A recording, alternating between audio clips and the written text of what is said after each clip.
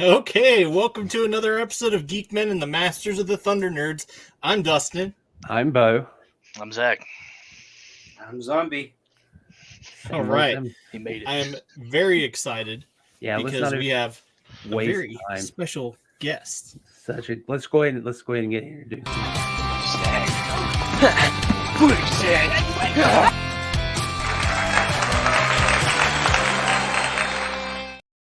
All right, welcome Brian Flynn. How's it going? All right, how are you guys? We're good. I want to know who in the beginning was just like, you know what, Street Sharks, that's the one I want. Kurt, but he isn't here today, which is sad. Yeah. All right, so then we're gonna just make fun of him and Street Sharks this whole time. This whole time. Yep, that's right. That's what you get. And vegetables. We already got some excited people. Mm-hmm. Perfect. Yeah, oh man, all these people. Yeah. Awesome, love it. So let's jump into it. All right, let the meetings begin, right? Yeah. So we recently did an episode about how digital renders affect your product. So I was just wondering, how is that for you on your side? That's a very open-ended question. I mean, the reality is it gives you there's a lot of tools to get to what this figure is going to look like.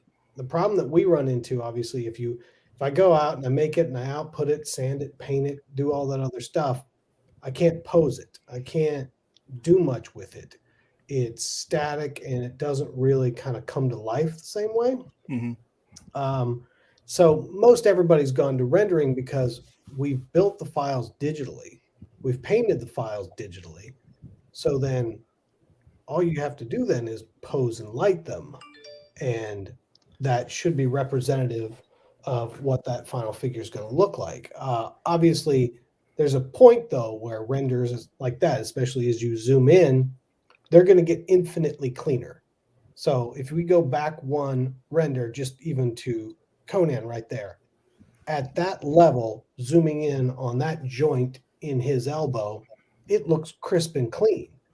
But, you're talking about a joint that's, this big. So if you replicate that photograph with the actual toy product, there's no way that injection seam is going to be that razor perfect. So there becomes a moment where there's a level of perfection that's not really realistic. And it's not like I'm trying to sell you something I can't deliver, but people get so hung up on,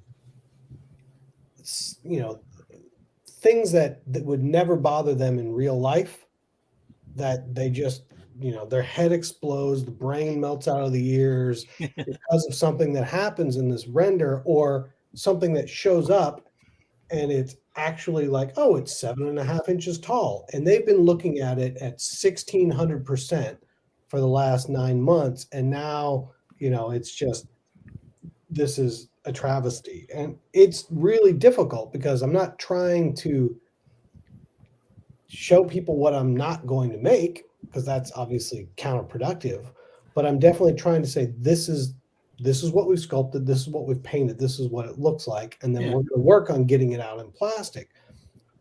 But those surfaces and everything are not the same as the material that's actually going to come out of the mold at a certain point. Right. It's a tricky fine line that doesn't get you. And then I'll go back here. This is a perfect example. Somebody on the bottom has put that in their light box. So they put it in a light box and they've lit it. So it looks like it's shiny as hell and discolored and everything. But if you hold it up in real light, it's not like that. It's matte and those tones are pretty even. And pretty even makes it sound dismissive. Those are two different kinds of plastic. That's an ABS and a PVC. And when they're next to each other, they look the same. But when you light them with 3 lights around your light box and put it in there, it's going to show off shiny and weird and who knows what. And then they're going to put it on a monitor, and it just, there's no winning with that. But I know for a fact that Conan figure is not oiled up and ready to go. But if you want to get a lot of likes on your Instagram post, you'll make sure to hot that light up as much as you can, because the more you talk shit about it, the more people are going to react to it. Yeah, for sure. Is there ever a point when you're playing with the renders, you've got them in your computer system and everything, and you're posing the renders themselves? Is there ever a point where you go, okay, maybe we're pushing this pose a little too far. This toy might not be able to get this pose? Oh, we're always, I mean, we can't, because if I'm doing the render and parts start moving inside of other parts, we know that can't be done. So we won't render something that can't be posed. I think a lot of times what you get is just some of those things, like if you're going to do those wacky poses, it's like you're going to rotate the shoulder 90 degrees this way, then the bicep 60 degrees this way, then the elbow again this way. And when people get it, they're like, I moved the elbow and it's not working. And it's like, no, you got to really work with it. But no, that would be bad for us in a worse way, is if I rendered something up that technically can't even make that pose. Like, so, that Schwarzenegger pose there, we spent a lot of time on like, all right, what's the most extreme that we can get this at? But he isn't doing the full, it's not down behind his head like it's supposed to be. Like, and you can see in here on the render, you can see that gap that's in between his shoulder and his bicep where it's coming in and under. It's the way the lighting is, it's not showing it as exaggerated as the one down below, but they're both sitting in roughly the same position. So they were able to get it there. I think the difference here, if I'm looking at it, is the elbow isn't quite as far in, but that's pretty close. I think the thing that looks more off to me on this is the ABS PVC in here and the shine. Is there ever a chance to where, I don't know, in the steps of production, that you can maybe hit it with some kind of matte coat just to dispel any type of hate? Because then that would render people putting in light boxes, it would make it to where they couldn't make that light show up like that, because then it would actually have a matte coat on it. Is that possible? Obviously everything's possible. I think it depends on what we're using. So some of the Silverhawks and Thundercats and stuff that's more animation accurate, you'll see it has much more matte quality to it when it comes out, because it's supposed to replicate stuff that's on screen more. When we do stuff that's more human skin tone, I don't hit it with that same matte, only because the human skin tone generally has a certain, if you talk about your skin tone, it has a certain level of translucency to it. Like if you hold up your fingers to the light, you can see through the edges of your fingers.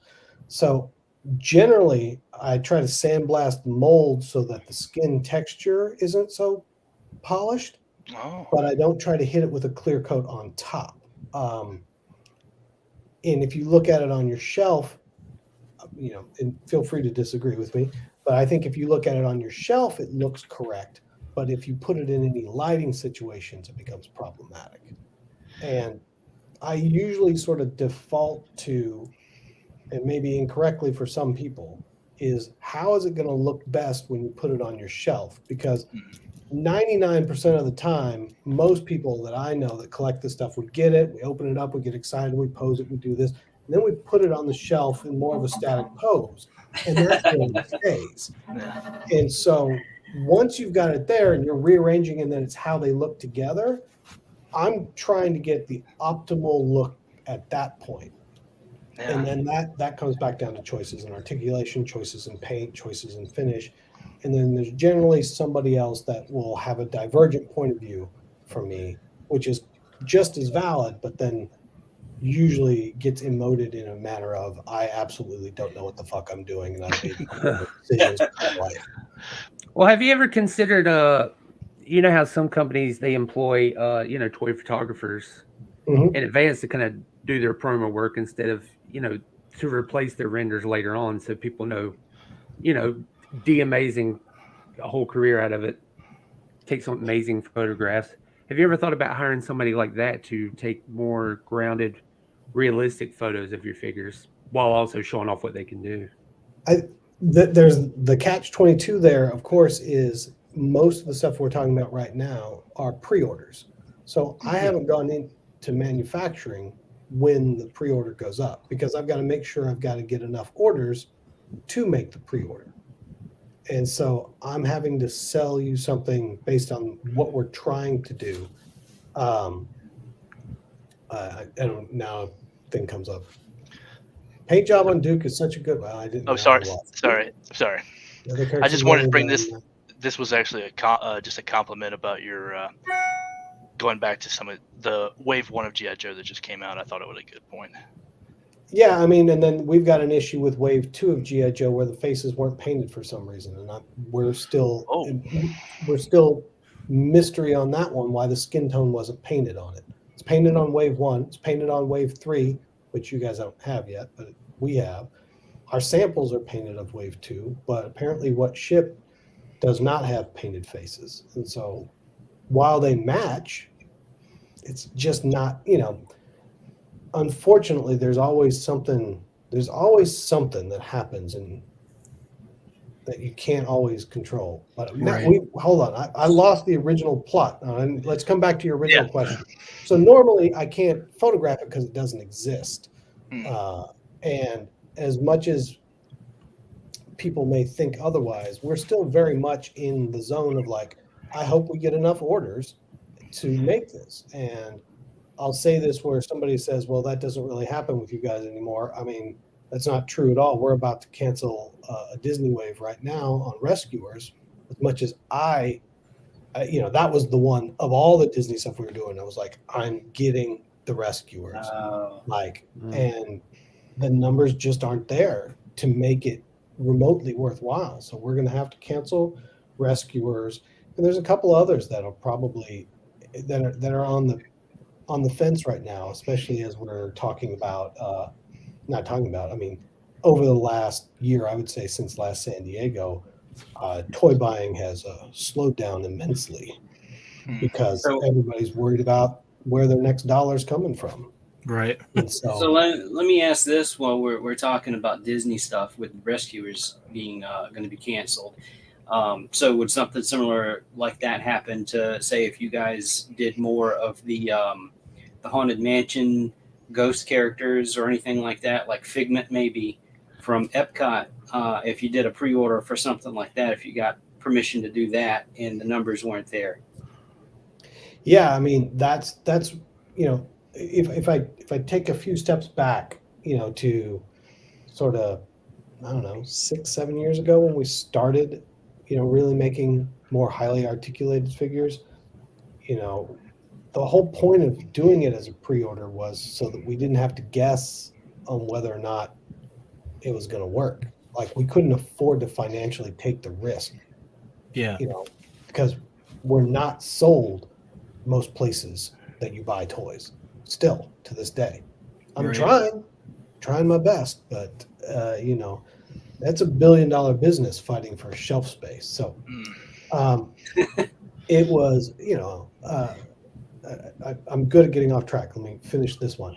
But, the whole point was if I know I've got X amount sold, I cross this threshold, then we can make this and it can work and it's profitable and everybody's going to be happy. If I don't, and I go invest all this money into it, it could sink us, especially when we were smaller. It's not that radically different of a concept now. The difference is because there's so many companies making so much good stuff out there, there's far less dollars around. So everybody's like, oh, everybody's buying this stuff. But the reality is when we're the only people making it, we can sell X. But when that license is being made by multiple people and maybe it's more popular, my number really hasn't grown very much because you might be buying somebody else's stuff. I'll use Turtles as an example. You might buy my stuff. You might buy Randy NECA's stuff, who makes great stuff. You might only buy some of the other stuff. Like, there's not a lot of people. That's a beautiful toy, in my opinion. But there's not a lot of people that buy all the Turtle stuff across all the lines because you can't afford it all. No way. We're still in for I keep saying if you're a toy collector, this is the golden age of toy collecting. There has never been more stuff made from more licenses in more formats at a higher quality level ever. Man, Right. you're not kidding. And there's a lot of great companies making great stuff, but that doesn't mean the pie is bigger for everybody. The pie Right. just keeps getting chopped smaller and smaller. Which brings up an interesting, like, to piggyback off of the render conversation. Last show we did, I'm talking about renders. We also did an unboxing. I picked up Quicksilver, Mhm. and Oh, it- the long and yeah. winding story of Quicksilver. And listen, I want to be the first, if not, I don't know how many people have actually talked to you about him, but as soon as I opened him, that figure is wonderful. I have him up on the wall over there, and it blew me away. Like, I love that figure. The render doesn't know justice at all on every website that shows the figure, and just, man, you got me to buy the rest of the line because I was Got like, me- okay, yeah. So I'm like, I'm gonna test the waters with Quicksilver, and then Quicksilver showed up, and I was like, okay, I'm in. You got Once you me. get that, when you get Monstar. Yeah. Well, but Quicksilver is a perfect example, though. This is indicative of the larger thing, and I don't want to sound like I'm just making tons of excuses, but Silverhawks was one of the most problematic lines that we ever made, simply because we got we had a factory that we were using that we've used forever. We still use, mostly for reaction. And it just wasn't coming together. And we spent a lot of time on the sculpts and the engineering and a lot of time on paint. And we spent so much time on this elaborate paint that we could make that was being sourced in Vietnam. And then we just couldn't get the QC that we needed. So we ended up having to move the tools to a different factory and more or less start over. In doing so, though, that pushed us into more of the pandemic era, the height of the pandemic. And the paint that we had developed for Quicksilver went from being expensive, but affordable, to 10x the price it was. So all of a sudden, this sort of iridescent matte, swirly kind of crazy color that you would hold and then turn it to the light and it would literally just go across it became impossible to use. And so then we had to spend a bunch of money to redo all the tools to make them work correctly. It's frustrating for me because I think that figure is beautiful and I don't want to downplay it, but I'm like, it's 95% of the way there. I see the 5% that's missing and it drives me bananas. Where on something like the big Monstar, Yeah. I'm like, all right, that one came out the way we expected, but I feel like we didn't 100% nail it. I appreciate that you love it, but I didn't 100%. I can't imagine what the other 5% is now. Now that it's gonna kill me. Yeah, see, and that's the problem is now I've ruined it for you. No. It's no. But where I was trying to go with that is that, unfortunately, none of this stuff, as much as it sounds like it should be, is never a linear straight line. Like it should be, hey, we rendered it, you make a tool, you make a mold, you inject the plastic, you paint it, you ship it. How hard can it be? Yeah. It's like actually every step's going completely haywire at any given time. And things happen like Silverhawks Wave 2. This is going to drive me crazy. So for anybody that's got Silverhawks Wave 2, the palm, which is a third material, which is the joints.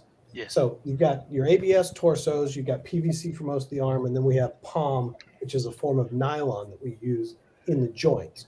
And that nylon just makes it so that the friction, because those things are all friction fit, slide a little easier. You can't paint palm without it scraping off.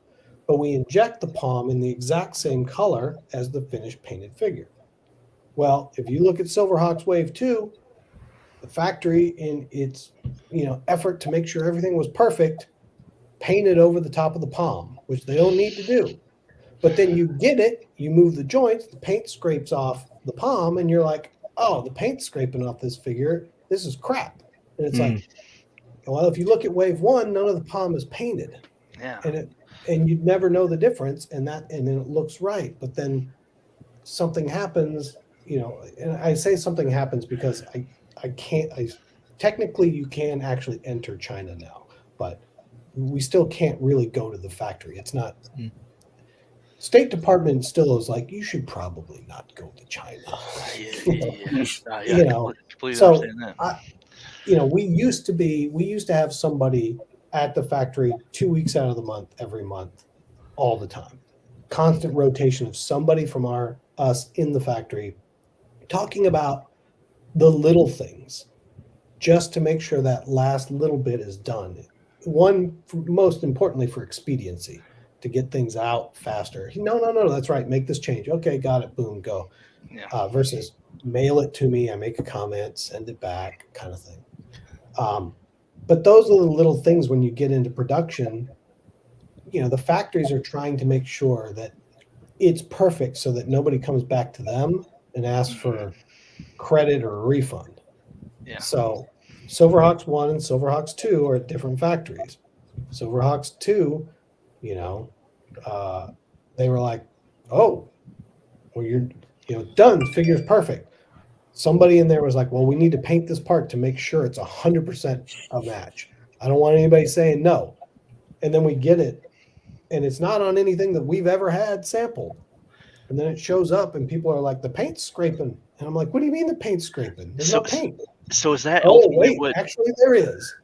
Yeah. So these are those are the things that will kill you, because that guy that's paid $55 for that figure and is in love with it, and then it shows up and he moves the arm and the paint scrapes, it's just, he's going to throw up his hands in the air. And I'm on a tangent, but that's the stuff. You're good. This is good stuff. Is that ultimately what affected distribution between Wave 1 and Wave 2? Because there was a kind of a weird timing issue. I noticed like Wave 2 kind of hit. Wave 2 came before Wave 1 because we had to move the tools, move the molds, and then start over at the new factory. Everybody's got different machines. Wow. So literally, the temperature they're melting the plastic at, the direction it's in, yes, in the mold, it's direction, the plastic is being injected at certain pots, but the tension, the speed, all that stuff changes how it's melted. If you've ever seen plastic where you get it, where you can see the swirl marks inside,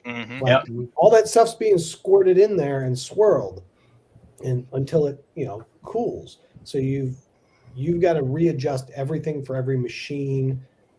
It's not as simple as like you just move it over. So there's a lot of work that goes into just the little things, that the way I also describe it to some people sometimes when you're talking about joints, whether you got a tight joint or a loose joint, you're talking about something that's a tolerance of about 1/100 of an inch between it being snug, too snug, or not snug enough. And a lot of that literally is you at the factory going, turn up the temperature 5 degrees. Yeah. How fast is it going to shrink when it cools? How much isn't? One of those things. And that's really what so much of the time is spent doing, is all these little annoying things that you do to make the figures fit perfectly, because they're mathematically fine in the tool, but that doesn't mean they come out of the tool mathematically fine.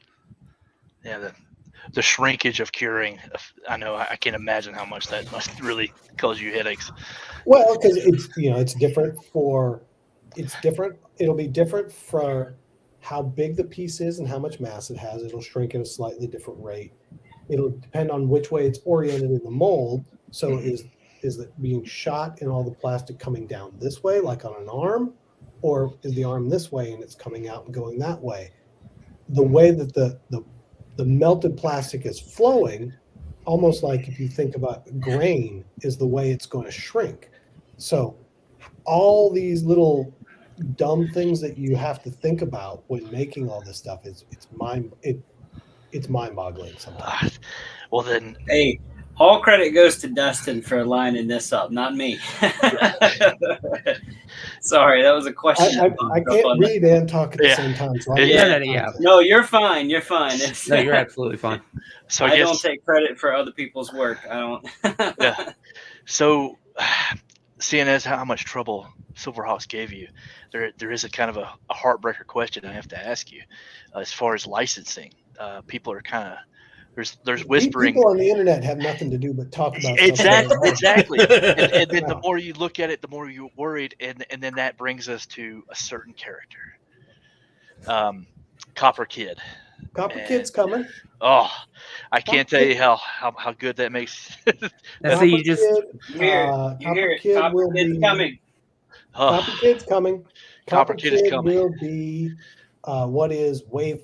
So wave 5 will be Copper Kid. Wave 5 will be Copper Kid. Wow. Because maybe I'm getting ahead of myself and talking about shit I shouldn't. No. Wave 5. No, you said it. Wave 5 is Copper Kid and his Space Racer. Wow. Okay. Wow. Okay. So sort of like when we did Mandora and her Electrocharger. Yeah. We're going to do Copper Kid and Space Racer because theoretically you might already have a Mirage, but Well, see, that's what I was curious about. What about Thundercats got the Thundertake? What about the Mirage? Is there any plans for that? If we get far enough, yes, but we got to get So, because vehicles are, especially big vehicles, take a lot of work. So there's only so many vehicles we can do at a time. Like we delivered Thunder Tank, we're finishing Party Wagon. After that goes, we have another vehicle that will come out at San Diego Comic-Con. It is not the Mirage. Oh, I'll just squash that right now. It's not the Mirage. They're already but speculating in the it's comments. something that people have been asking for a very, very long time. And then there's another vehicle after that. And did we? Yes. All right. Sorry. We'll talk. We can jump ahead to that here in a second. There's a few other vehicles that we want to get to first, and then if that Silverhawks fan is still there, then I'd love to do the Mirage, but we're going to do Copper Kid and the Space Racer first. Good. Cool. Good. Thank you.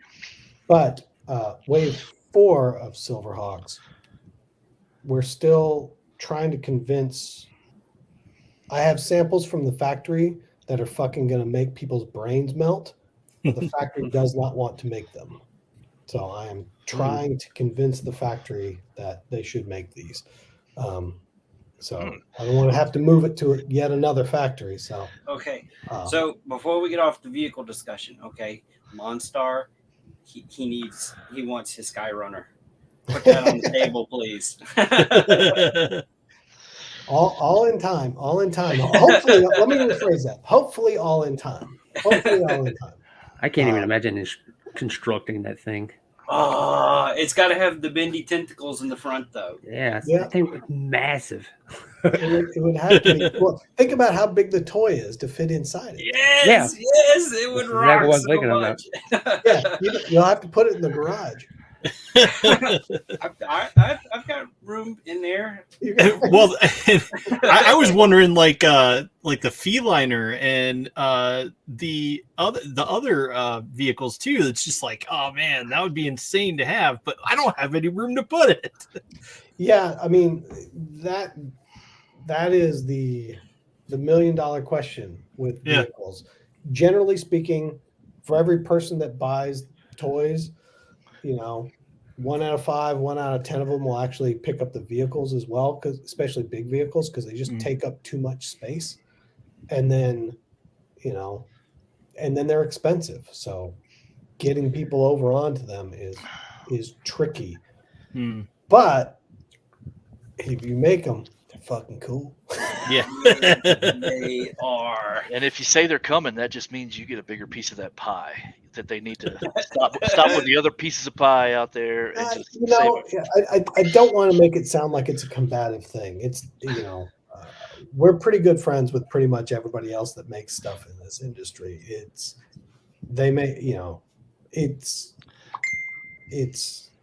I'm excited by what other people make, and then I make stuff, and they're excited about what I make, and then we send each other stuff.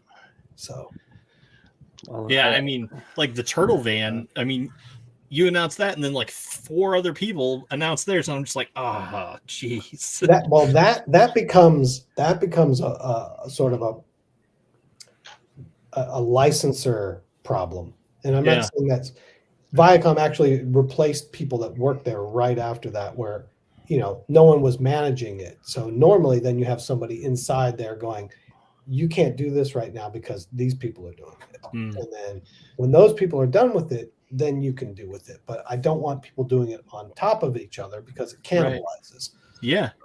You know, and so, yeah, that became very problematic because all of a sudden there were like 4 turtle vans at once. Yeah. Yeah. When we started on it, there was no turtle vans. Right. Well, there's been like a huge resurgence in people. Like once you open those floodgates, vehicle demands have come back tenfold. Like nobody was making vehicles for 6-inch, 7-inch, and now everybody wants a vehicle for something. Right. Except I wouldn't want a vehicle for Star Wars. It's unrealistic. I mean, that's an interesting one when we talk about G.I. Joe, which is the vehicles are so integral to G.I. Joe. Yeah. Yet so many Joe collectors I know are like, I don't have room for all these vehicles. And they don't do the vehicles. That said, Hasbro had that Hiss tank, and they sold about 8 billion of them. So good on them. Yeah. And there's that question of scale too, because you scale more 7-inch than Hasbro, so your vehicles would even be. Let me maybe clarify that. We will not be making any vehicles for G.I. Joe Ultimates because that would be considered a direct competition to what Classified is doing. Gotcha. So because I'll be very clear on that right now. We will not be making G.I. Joe Ultimates vehicles. Yeah. No USS flags. So I want to ask. I want to circle back to Joe Wave 2. You said that the faces were not painted. Does that mean that they were done in a flesh tone injected plastic? Yeah, they're injected color and then not painted over. So usually when we do animation figures, because they're supposed to look like cartoons, we'll inject them and then paint over the face.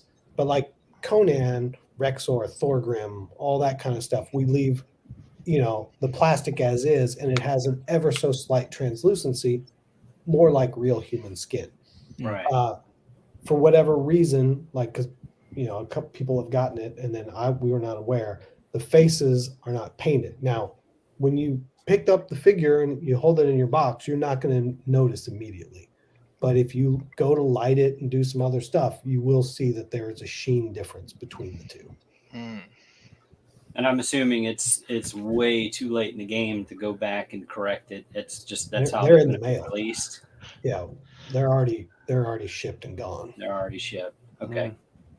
I did have somebody it's one of those things where I think, and they have a valid point, but it is going to be 100 people that are really upset, and then the other thousands of people are like, I don't know what you're talking about. Well, the squeaky wheels are the ones that are going to hear. That we keep talking about. It's that last 5% where they're like, but if the face was painted, this would be perfect. And I can't argue with them in this one because the face was supposed to be painted. Yeah. Well, I will definitely be directing everybody to this episode at this timestamp whenever I see somebody complaining about that, and I'm going to say, you hear him say why and how that happened, so don't complain too much. Yeah, it's frustrating, but it's also one of those things, like I said, one, it's already late, it's done, it's out. But same thing, when I pull them out of the package, I'm like, these look fucking great. It's just really, if you put it under lighting, that you notice a sheen difference. I think that most people will not notice that is the case. Dang, did we just spill the beans? No, trust me, my Instagram is full of people telling me how awful I am because of that. Well, can I actually segue to that? I'd like to get to my question because it directly pertains to that.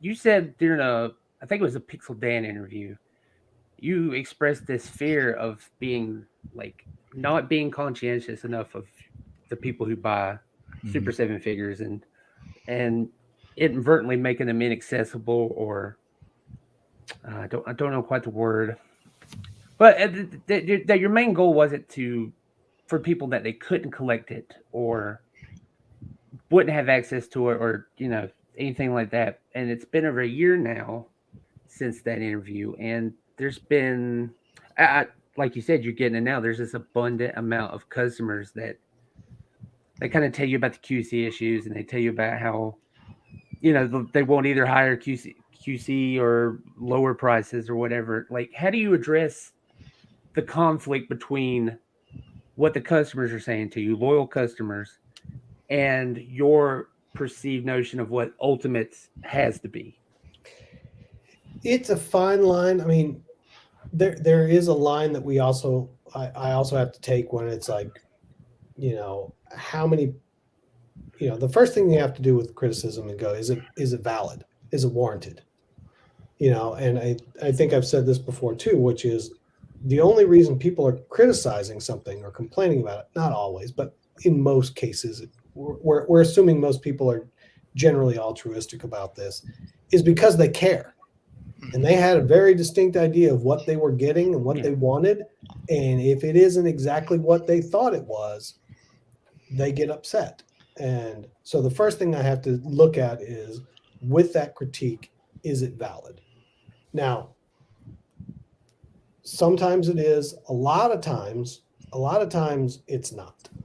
And I'm not trying to dismiss somebody's critique, but a lot of times it's just, I want to be angry, and so I'm going to be angry. And I have to take that into account. Like, all right, how many of these things did I sell? Let's make up a round number for argument's sake. We'll say we sold 1,000 of them. And there's 15 guys that are furious, just furious about it. But the other 985 guys are stoked. Well, I don't know that maybe they're right, or maybe there was nothing I could do that was going to make those 15 guys happy. I'm not sure. But when things are legitimately wrong, we've gone out of our way to fix them. Things like Triclops' head and the visor not moving correctly when it got glued into place, we sent replacement heads. When the hands were wrong on NJPW, we sent replacement hands. Like, we'll fix it if it's legitimately wrong. Yeah. At the same time, when you get into then you get into the more esoteric points about people's complaints, which is,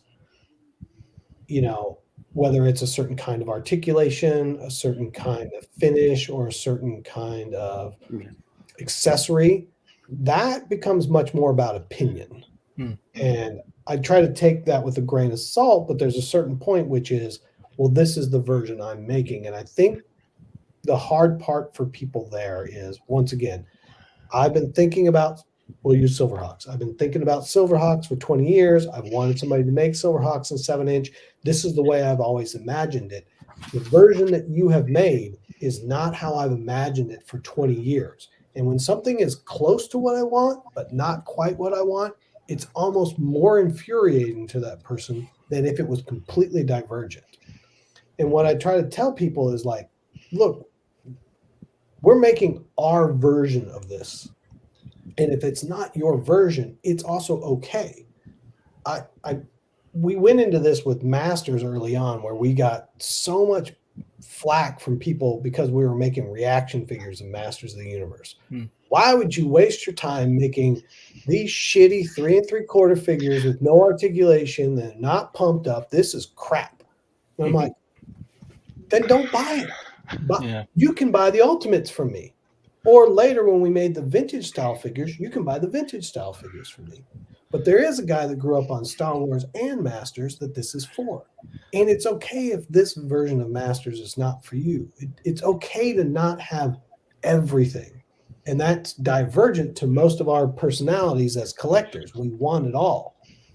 And getting some of those collectors to understand that not everything we make from every license is specifically for you, that it might be for your friend or your friend's friend instead. That's a difficult conversation, surprisingly, to have with people. The idea that when we make something, if it's not for them as a fan, is somehow sacrilegious almost, if that makes any sense at all. No, you're talking to a group of dudes who have had those conversations. Yeah. And so going back to what I try to do with Ultimates, I try to make it available to everybody. It's not going to drop and the site sold out in 5 minutes and I didn't get mine and now I got to buy it from a scalper, or it didn't make it to shelf, or whatever. It's like, it's up for a month. If you want one, order one. We got plenty. I'll make as many as people want, but I'm not going to go make a whole bunch of other stuff that people don't want either. Well, Christopher Kelly says, please, please, please, G.I. Joe reaction play sets. So it's not Ultimates. For him, it's a reaction. Well, I mean, G.I. Joe, we'll come back to G.I. Joe reaction, but that's another, there's a lot of people out there that reaction is just sacrilege because it's not over. So no, it's just not for them. There's people that they love it. It's for another guy. But, I try to make it as available as I can. I try to be as realistic as I can with prices. I know everybody's like, you should be able to sell this for $20.99. They're making this for pennies in China. I was like, China's what, the third largest economy in the world at this point? They're not making anything for pennies anymore, people. No. I want to dispel that rumor right now. They sell a whole lot of luxury goods in China, and if you're working at a factory, you're not buying that. Like, people in China have money. Like, it's not quite what you think. Do you kind of sit back and kind of smile a little bit at some of the other companies? They've kind of raised their prices over the past maybe 1 or 2 years, and we've had to raise ours too. But not at the point of some other companies. They're kind of killing collecting for a lot of people. Well, I think it's a hard thing to say, because the reality is, and somebody will do a study on this and tell me I'm wrong, but when I was a kid, a Star Wars figure I think was $2.99 in 1978. And they're all like, these should be $7.99. I'm like, it was $2.99 in 1978. Like, why should it be $7.99 now or $19.99 or whatever? It's there is a thing that's happened. It's across all of America. It's been the drive to the bottom line, right? Everything's gotten cheaper. Skateboard decks for me in 1984 cost $50. $49.99 was a skateboard deck. In 1984, you can buy a skateboard deck now for $49.99. Like, that price hasn't changed in 40 years, almost. Everything has gotten cheaper across the board. As manufacturing has gotten cheaper, products have gotten cheaper. But that's based on grand scales of industry. And when we're talking about specialized stuff like this, I look at it and, I remember when we were working with Mattel and talking to the Hot Wheels people, Hot Wheels are $1.29. I can't even buy a bottled water for $1.29. Right. How is a Hot Wheels? And it's like, well, it's $1.29 because they make a dime on the car, and the retailer makes a dime on the car, and they sell 100 million a year. That's it. But I'm like, if they raise the price of a Hot Wheel from $1.29 to $2.99, it's still the cheapest car out there. Like, I don't understand. I'm not trying to say just raise prices arbitrarily, but they back themselves into a corner where they don't feel like they can raise the price on it, but they can't make any money on it. Mm-hmm. So what do they do? And then they're too scared to make a move. Yeah, and I'm sure I was gonna say, I'm sure shipping is probably terrible as well. It's gotten affordable again. For a while, a container costs us about $6,000 to go from China to the States. In the height of the pandemic, the most I ever paid for a container was $23,000. So when we talk about like prices and what things cost, like containers are back down to normal price again. But there was a moment where if I amortize the math out, 50 cents per every figure I ship, every ultimate, 50 cents of that cost is just putting it on a container. Well, in the height of the pandemic, actually now it was $2 instead of 50 cents. Things like that take a toll. But coming back to your question about people raising prices, is that whether people like it or not, I've always tried to be very realistic about like, look, we are not a commodity. We do not operate on the Bezier curve that they teach you in college, where price versus inventory. If you lower the price, you'll sell twice as many. It's like there's only X amount of guys that want Silverhawks. Doesn't matter if it's lower or higher. I'm not going to sell more. So I need to know how many I can sell and what the price needs to be to make it work. And it's either a yes or no scenario. And so we've always been a little bit more expensive than everybody because there's no other place for me to go with this stuff. There's not a well that's any deeper. This well is one sized and that's all there is. I'm pretty sure everybody understands that too, as well as you're more of a boutique collector item. We can't get you at Walmart or Target or Best Buy. I'm trying my best. It's not working. Yeah, I mean, retail. Well, it's not that it's not working. We'll get a few things in there, but it'll be corporate initiatives. Like a while back, about 2 months ago, you could buy some Mighty Morphin Power Rangers stuff that we made at Walmart. You could get some of the Super Cyborgs and some reaction figures. But that was part of a Hasbro Mighty Morphin Power Rangers initiative that we were able to tack on some product to. It's not like I magically got the space. Right.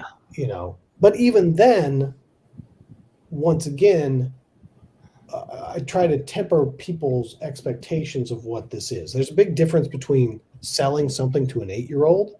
Think about how many 8-year-olds there are in the world. A lot of 8-year-olds. And then if you talk about how many grown men are there that want to buy toys, there's a lot of them. But I would challenge any of you to, once you leave this space, if you will, how many people at your work or your office or at your kid's Little League game or any place else that you go collect this stuff? And the answer is probably 0, maybe 1 or 2. I don't know. Maybe you've got some place that's really good, but there's really not that many people. So using a very simple thing, like if you're in half the Walmarts, which is generally what the collector sections are in, you're talking about a little over 2,000 stores. That's great. So 2,000 stores, and you put 2 units of each SKU in that store, now that's a huge buy for somebody like us. But it still means that there's only 4,000 of them out there. And that's it. It's not this thing where people are like, oh, they made 20,000, 50,000, 100,000. That's what's happening in the boys section because they're not putting 2 on a peg. They're putting 6 on a peg, selling through, restocking it 2 weeks later with 6 more, restocking it 2 weeks later with 6 more, restocking it 2 weeks later with 6 more. You multiply that times all 4,000 doors, and all of a sudden, they sold $1 million over there. Yeah, that's if you got good distribution. But that's if you've got the biggest fish out there to sell collective product. And even then, so when people are like, oh, you're in Walmart, you should be rolling in money. It's like, okay, it was a great buy for us, but it's still, in the overall scheme of the toy world, it's still a very, very small amount. And I think the perception is that people are making so many of these pieces. I think the reality is the market is much smaller than people believe it is. Well, can I follow up and ask you a question about that? Because I like to ask this question when I talk to anybody of your caliber, which isn't that often. Do you think we'll be, considering how we're we're too afraid to like come up with new IPs, and we don't necessarily make toys for children. They're more catered toward adult collectors. Do you think we will be the last generation to actively buy action figures? I've actually talked about this quite a lot because people could say, "Oh, what happens when kids aren't?" I'll go a couple different places. For me, growing up, the toys were super important. I'll use Star Wars as the place I started. So it's obviously the big thing that everybody always talks about. But for me, I was 7 years old. I saw Star Wars. I saw Star Wars one time. The only way I ever got to play or live or relive Star Wars from that point on was I had the Star Wars photo book, The Story of Star Wars. Mm-hmm. I had action figures and the comic books from Marvel, which made no sense to me because they weren't the movie. Right. I'm like, who is this bunny? I don't understand what's going on. So the only way I relived Star Wars my whole childhood was through the toys. And then you get to, if you will, still me, but like my little brother and kids a little younger, maybe they could watch the cartoon after school. But they still that was still 30 minutes. The next 3-4 hours were with the toys. Mm-hmm. I think that future generations, if you will, have less time with the toys because they can digest the content over and over again. I think about my kids and what they watch. They get excited about a show. They binge watch it over and over and over and over, and they get full of it. But that doesn't mean that they go away from the toys. I think the difference is the toys just hold less importance. So I think you're going to see less people that are that hold them maybe quite as preciously as we do. Mm-hmm. But I still think you're going to have people that get into it. And I say that only because, especially as we talk about the music stuff that we make, 90% of the people that buy the music stuff that we make, when I meet them, they don't collect any other toys and they don't even really tie it in. They're just like, these are cool and fun. So they still get those primal urges that we had with them as kids, but they're coming into it as adults. So I do think that there's going to be something there. I just think it's going to be a little bit different. They're not going to be hung up on like, when you do something and you're like, oh, well, I'm going to throw Voltron and I'm going to put it on a vintage package. They're not going to be like, oh my God, that's the original package. They're not going to do Thundercats. Oh, it's the white crackle background. Like, woo, that's not going to fit them the same way, but they're going to be like, oh, I like Thundercats. Give me the toy. Yeah. That's going to be your point of difference. I do think, though, from all indications are that we can see is that toys still hold a pretty strong resonance for people regardless. And it's not maybe that same nostalgia driven pull that we have where we think of, April O'Neil is in this color jumpsuit because that's what she was as a toy, not what she was on TV. Like, oh, she's got a green jumpsuit because she came with the party wagon. That kind of stuff we get excited about that doesn't make as much sense to other people that I think will lessen. But I think the general vibe of it, I think there's still going to be a community for it.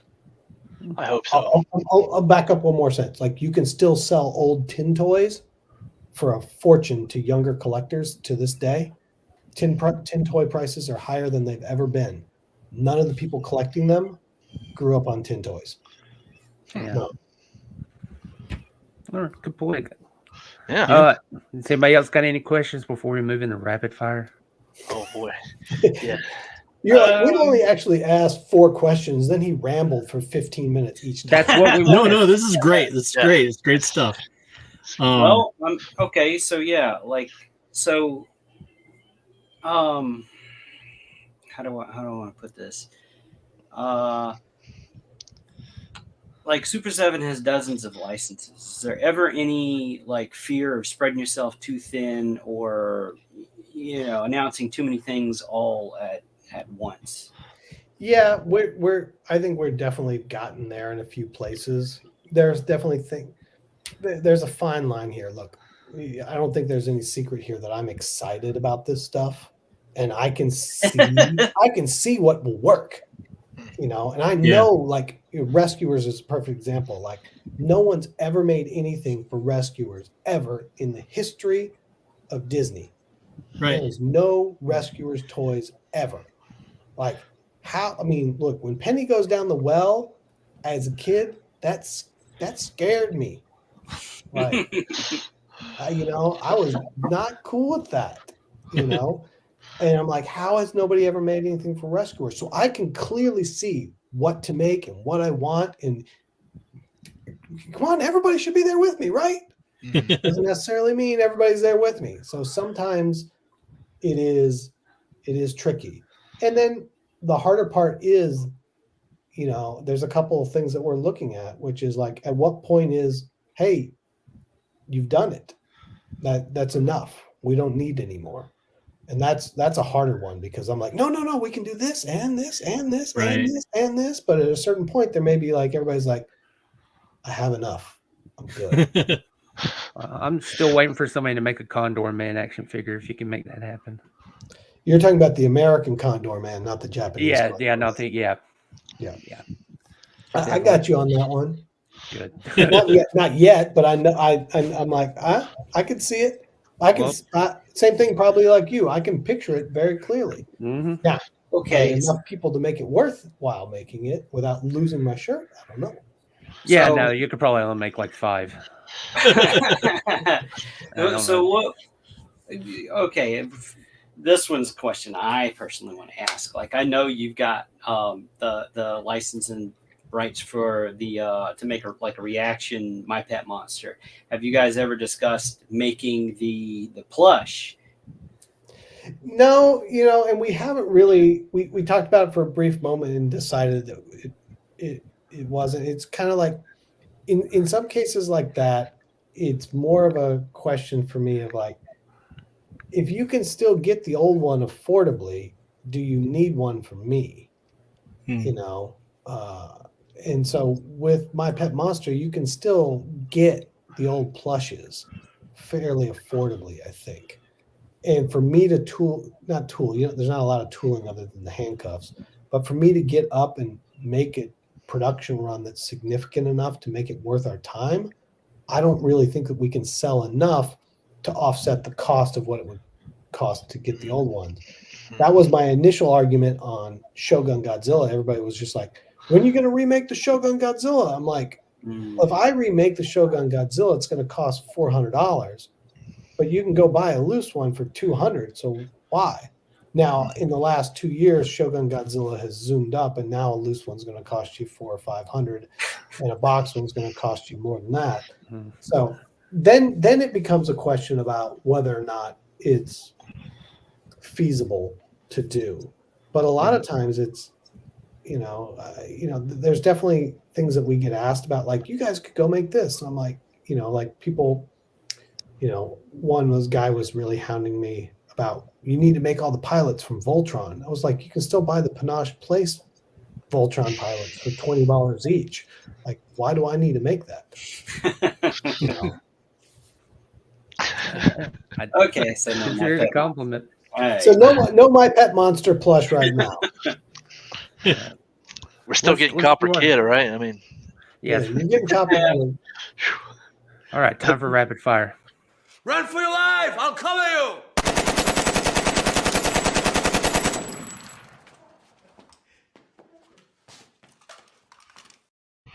I love the fact that he can make fun of himself. We asked questions. We got some way before the show even started. So, will Valera's eyes be brown like the actresses in the film? I know there's people expressing a little worry about that. Yes, they will be brown. That is a point well taken, Internet.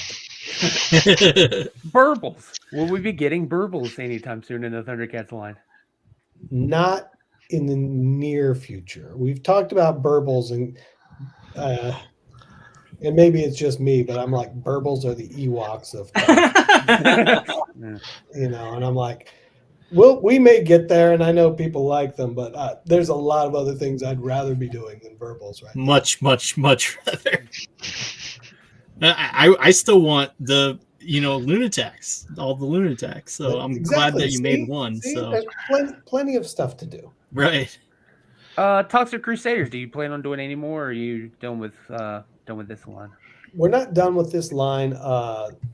It's just a trickier line. It's a much, much smaller group of people. Like Toxie himself does really well. Everybody else is, it's right on the edge. There is another Toxie figure coming out at New York Comic-Con. So there'll be an exclusive figure of some sort for New York. We have worked on Dr. Killamoff and crap. I'm blanking on his name right now. I do that too. Oh, we worked on them. They're not actively on the list right at the moment, but we're not trying to go away from Toxic Crusaders, for lack of a better description. It's just, it's not one of those lines where you're like, yeah, cool, just throw out another wave. We gotta work our way very slowly through Toxie, but we're not going away from Toxie. Okay, good. Someone's wanting to ask if there's a possibility of a low run. You guys tackling since you did Scratch Hotspot. He's not on the list right now, but yeah, that would be a really good one to make.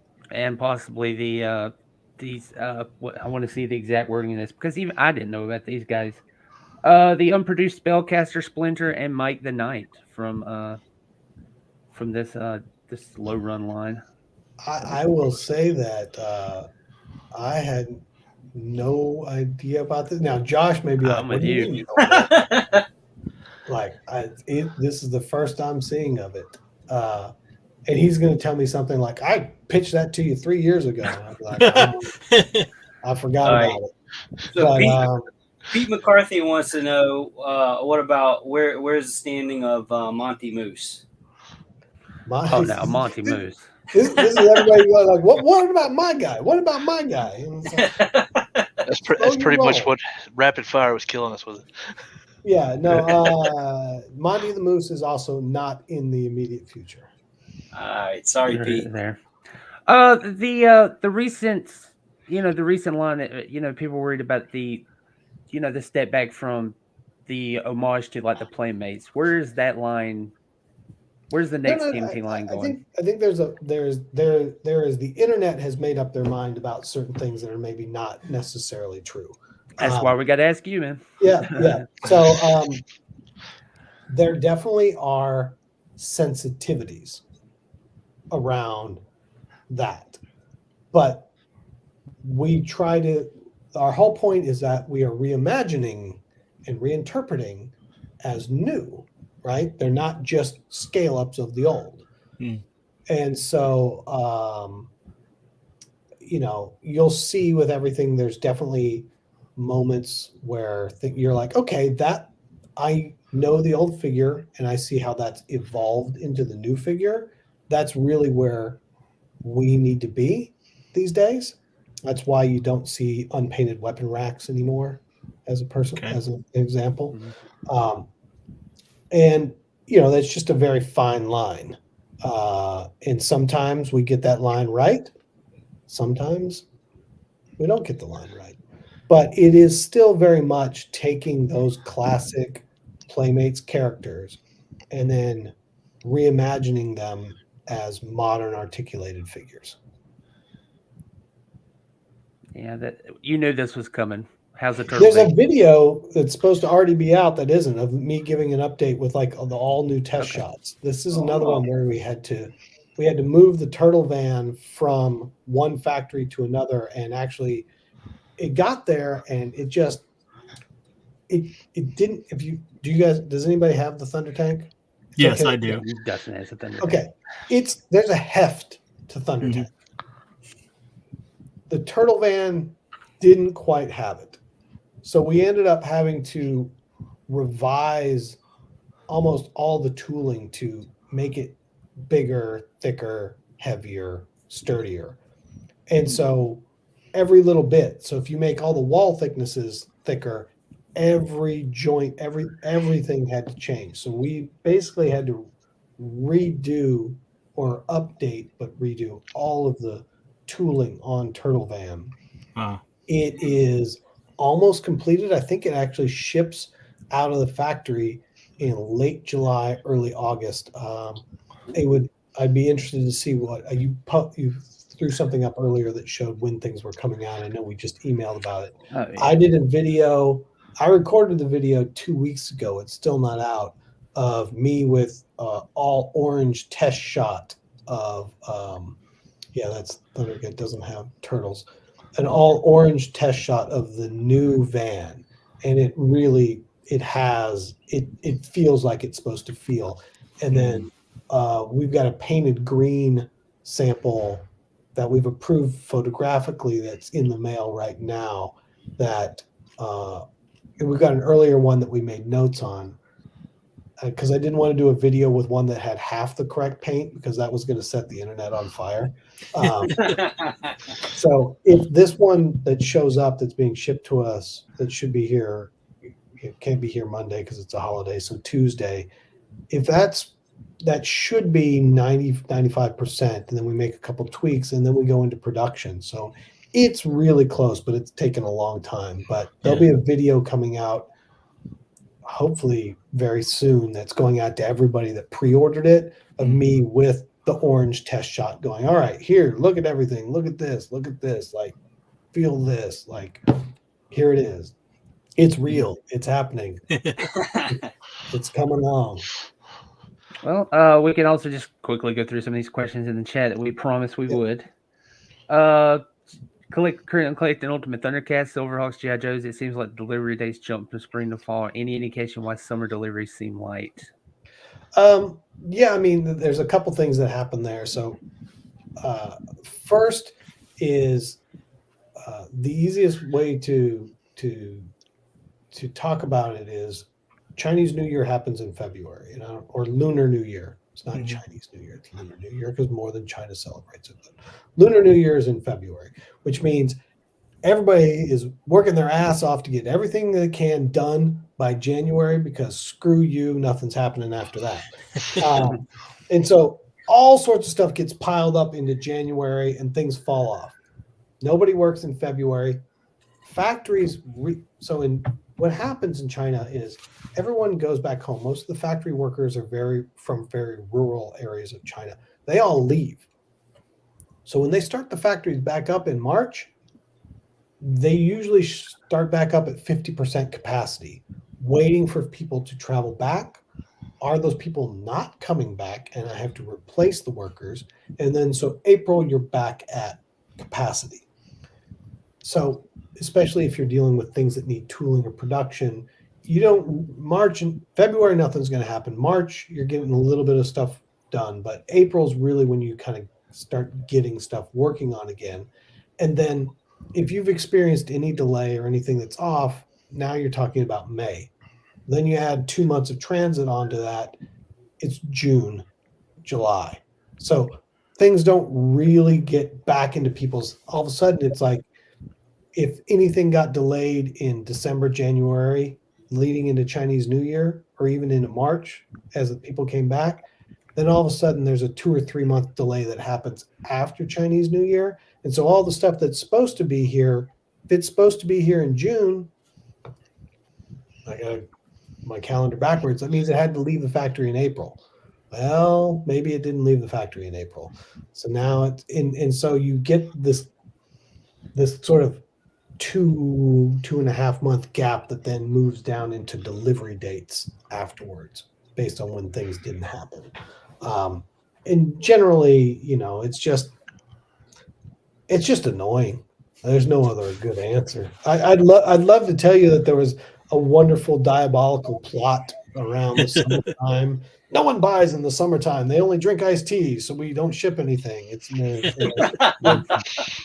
It's annoying because we've predicated so much of what we're doing on, like, okay, when this delivers, then I can offer this, or when this delivers, then this can go on sale.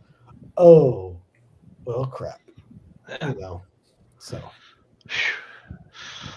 I think we glossed this one earlier, but we're coming back to it.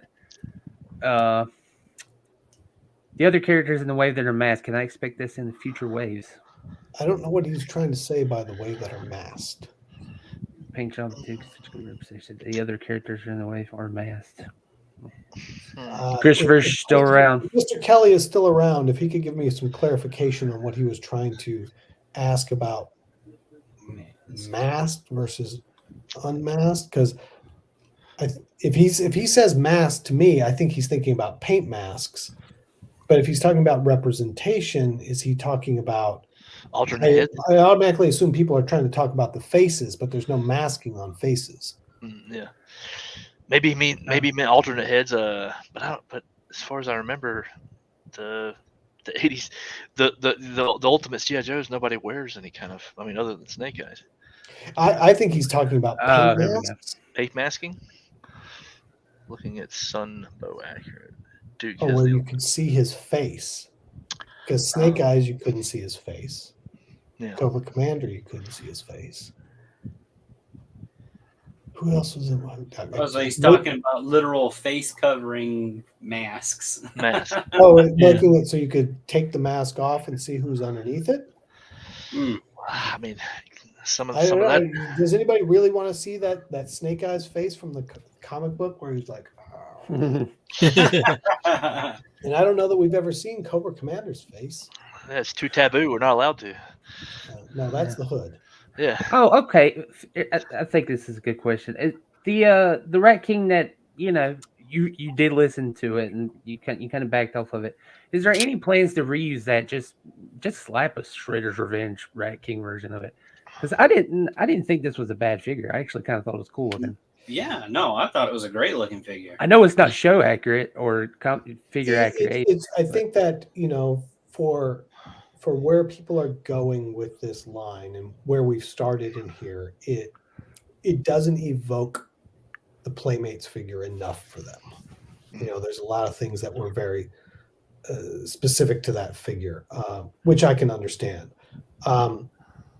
It's not to say that we won't ever bring that sculpt back, but there's a different, more Playmate centric. It sounds so wrong to say, but more of an evolved Playmates version of that figure coming. But it's once again riding that line between, we're not just remaking the Playmates figure. We've got to evolve that figure into something new.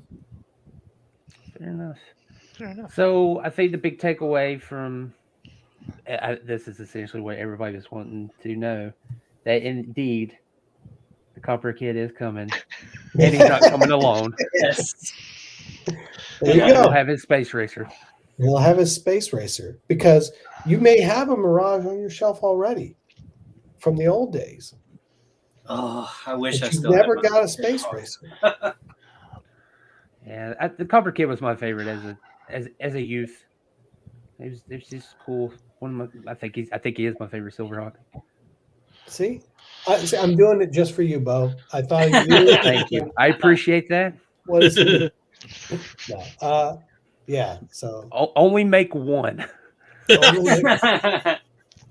willing to come to your warehouse and do labor But Bo, you're getting your Copper Kid and Space Racer. I'm gonna make my own My Pet Monster. You need to make a life-size one.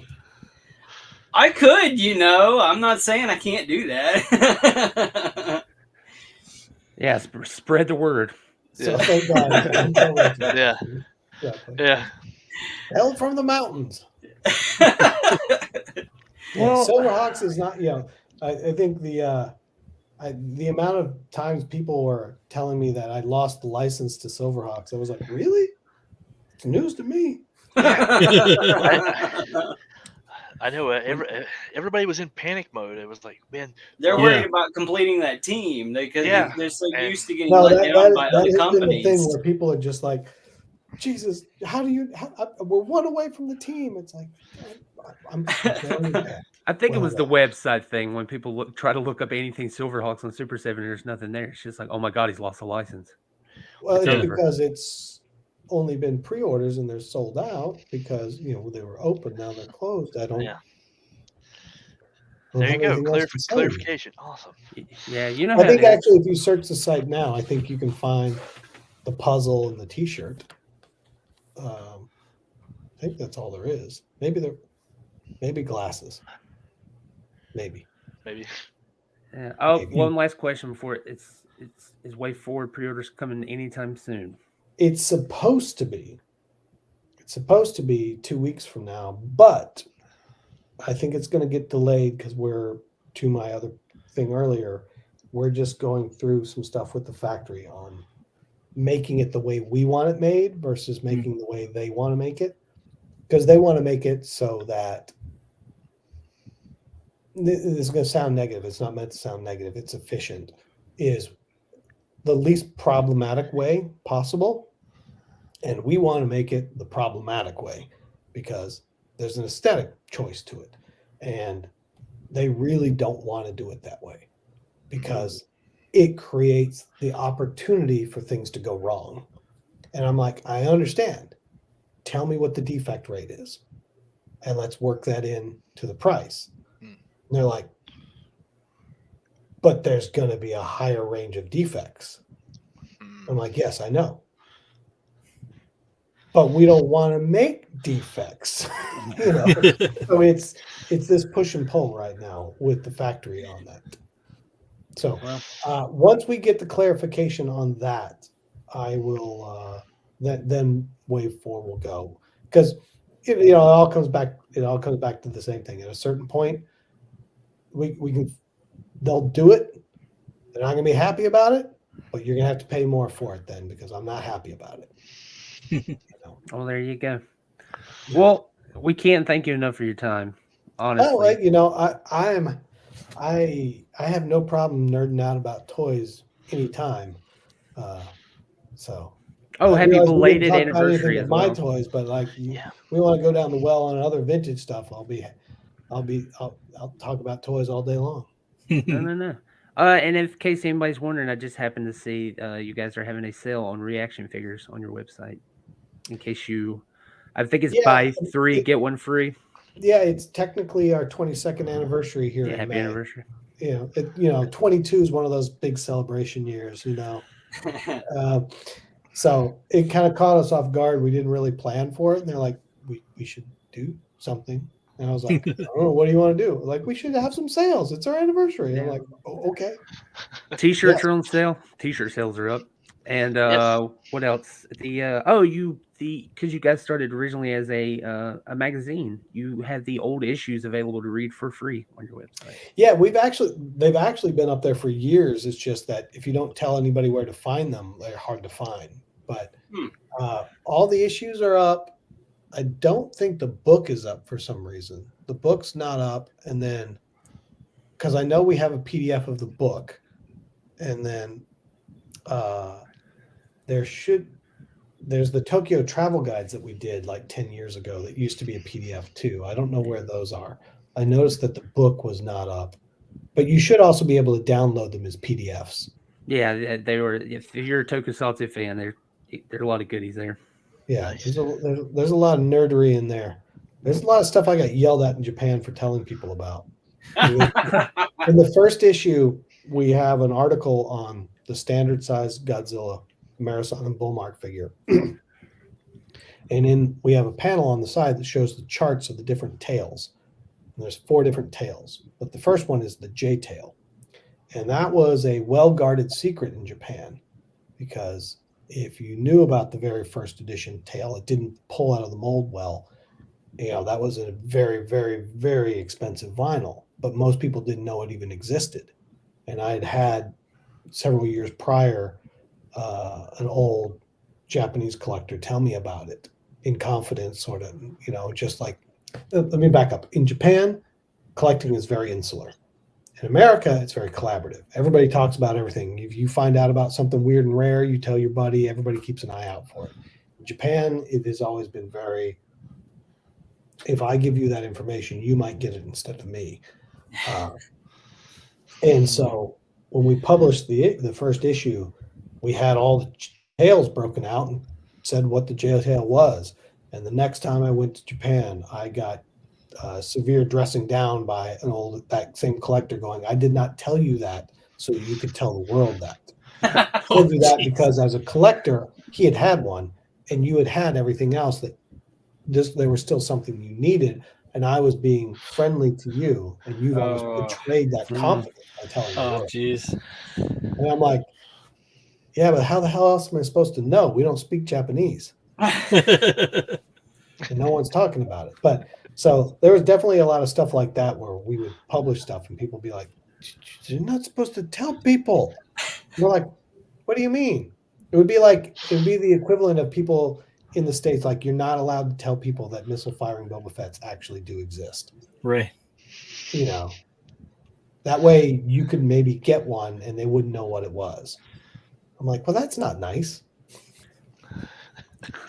Anywho, that's a side tangent. So if you want to learn about all the versions of Godzilla Tales, you can jump on over to SUPER7 and download issue number 1. Yeah, all the links below, links to your Instagram as well, I believe, if I remembered. Did you just get in trouble again, too, by talking about it? No. That was 2001. If he's still angry 22 years later, then there's a much larger problem. Some people live off hate. Yeah, some people have grudges, I mean. You are correct. Yeah. Well, maybe he's making his own magazine right now. I know. He's telling He's telling your secrets now. I try not to have any. It makes it far easier to get by in the day rather than trying to remember what I can and can't say. Right. Yeah. So. Well, you'll definitely you'll have to come back. We didn't even touch. There's so much stuff we didn't even talk about. Yeah, I have like 5 more questions to ask. Well, we got 8 minutes if you want to rapid fire any one of them, Dustin. Go for it, Dustin. Oh yes, yeah. Tim wants a Mumra playset with glowing cauldron. That would be awesome, and I agree. It would be. Okay, so I had a question about yeah, that's what's happening. It's like you got the Godzilla tail. I'm not saying nothing else. Yeah. So yeah, okay. With Chitara. Yes. Are you ever gonna release like a head pack? Because she didn't come with like a growling, aggressive face. There's been a conversation we've had about just generally about if it would make sense to make a head pack for Thundercats. First off, to make them all with glowing eyes. Yeah. And like when the Sword of Omens calls them, like, oh, what if we made a head pack that had all the heads with glowing eyes, and then some of the other sort of different expressions that may not have been made? Would that be something people were into or not? And it's always that fine line between, will people think it's cool, or are people thinking I'm fleecing them and that I should have put it in the pack in the first place and I'm just showing up later to take your money? Well, I look at it as like your like correction, like you did with the accessory pack for the first wave, and you released like the pants and the shorts for Panthro and whatnot. Yeah. And fix the gun colors or whatever the problem was with those. But I just think it would be nice to have an aggressive growling face for her because she didn't get one. Yeah, I think with her, especially because of it all comes back down to time, space, tooling, everything else. And, with her, with all her hair, and then the running head with how long it was like we can have 2 heads with all the hair versus 3 little heads. And it was like, all right, so we've got 2 heads with all the hair. But we've actually talked about a head pack with Thundercats specifically because there are other heads that we could make. Yeah, glowing eyes and whatnot. Yeah, the glowing eyes being sort of the big miss, I think, for a lot of people. They want to have that moment, like when the Sword of Omens is calling them. Yeah, no, I agree. I definitely would be a part of that. I would definitely throw down on that. Something that's supplementary to a figure that you've already got, and that adds like something cool, like a feature like the Sword of Omens. I never even thought of that, and man, I'm already like thinking about money spending. Let's see. This is me. So let me ask you guys about a few other things. Yeah. Market research here. Yeah. So about Conan. Well, since you're wrapping up Conan the Barbarian, will Conan the Destroyer be on the table? I've been trying my ass off for years on Destroyer. It is not there yet. The people that own Conan, other than Schwarzenegger, all the likeness rights don't exist with them, and they are very particular, not in a bad way, but particular that when they do things with the likeness, that they negotiate it through them. So that's why it took us so long. Not so long. I'm not trying to bag on them at all. They're great. So I don't want this to come out that way. But that's why it took a while, because they needed to get Valeria, the actress that played Valeria, on board. They needed to get the actor that played Subutai on board. And most of these people don't do licensing on a regular basis and everything else. And it becomes a much larger conversation about what they're doing with their likeness in conjunction with things outside of toys. So it becomes a much larger thing, because they want to set up the precedent for them being able to use that actor or actress in multiple capacities. So it just takes a while. So in that regard, right now, they're trying to finish out everybody in Barbarian before they get to Destroyer, because the demand for Barbarian is much higher than Destroyer. But yeah, I mean, Wilt Chamberlain, Grace Jones, Dagoth with Andre inside, yeah, we all know we want to make all that stuff and more. But it's not going to be like expedient, like we can do it next week. Right now, there are no rights on Barbarian, but it has been a long, ongoing conversation. We will hopefully eventually get there, but there's still definitely some more stuff in Barbarian that hasn't been done that we'll get to as well. Yeah, I just want to see a Mako action figure, man. He deserves an action figure. So I got to ask this from my buddy Lee, who's in Australia. Let me see. Will this figure come with an alternate closed mouth head? I'm trying to think of all the heads that are with this one right now. Are they all open mouth? I think there's a picture. No, go back. Oh, never mind. It's on this. Let me find it, because I think I have the picture of everything. Yeah, that other head, he's got a closed mouth. Okay, so that helmet's It's probably he wants the figure of him in the helmet with a helmet, closed mouth versus Yeah. helmet off. Not at the moment, because this is sort of the assortment we've got for right now. But that's not a bad call.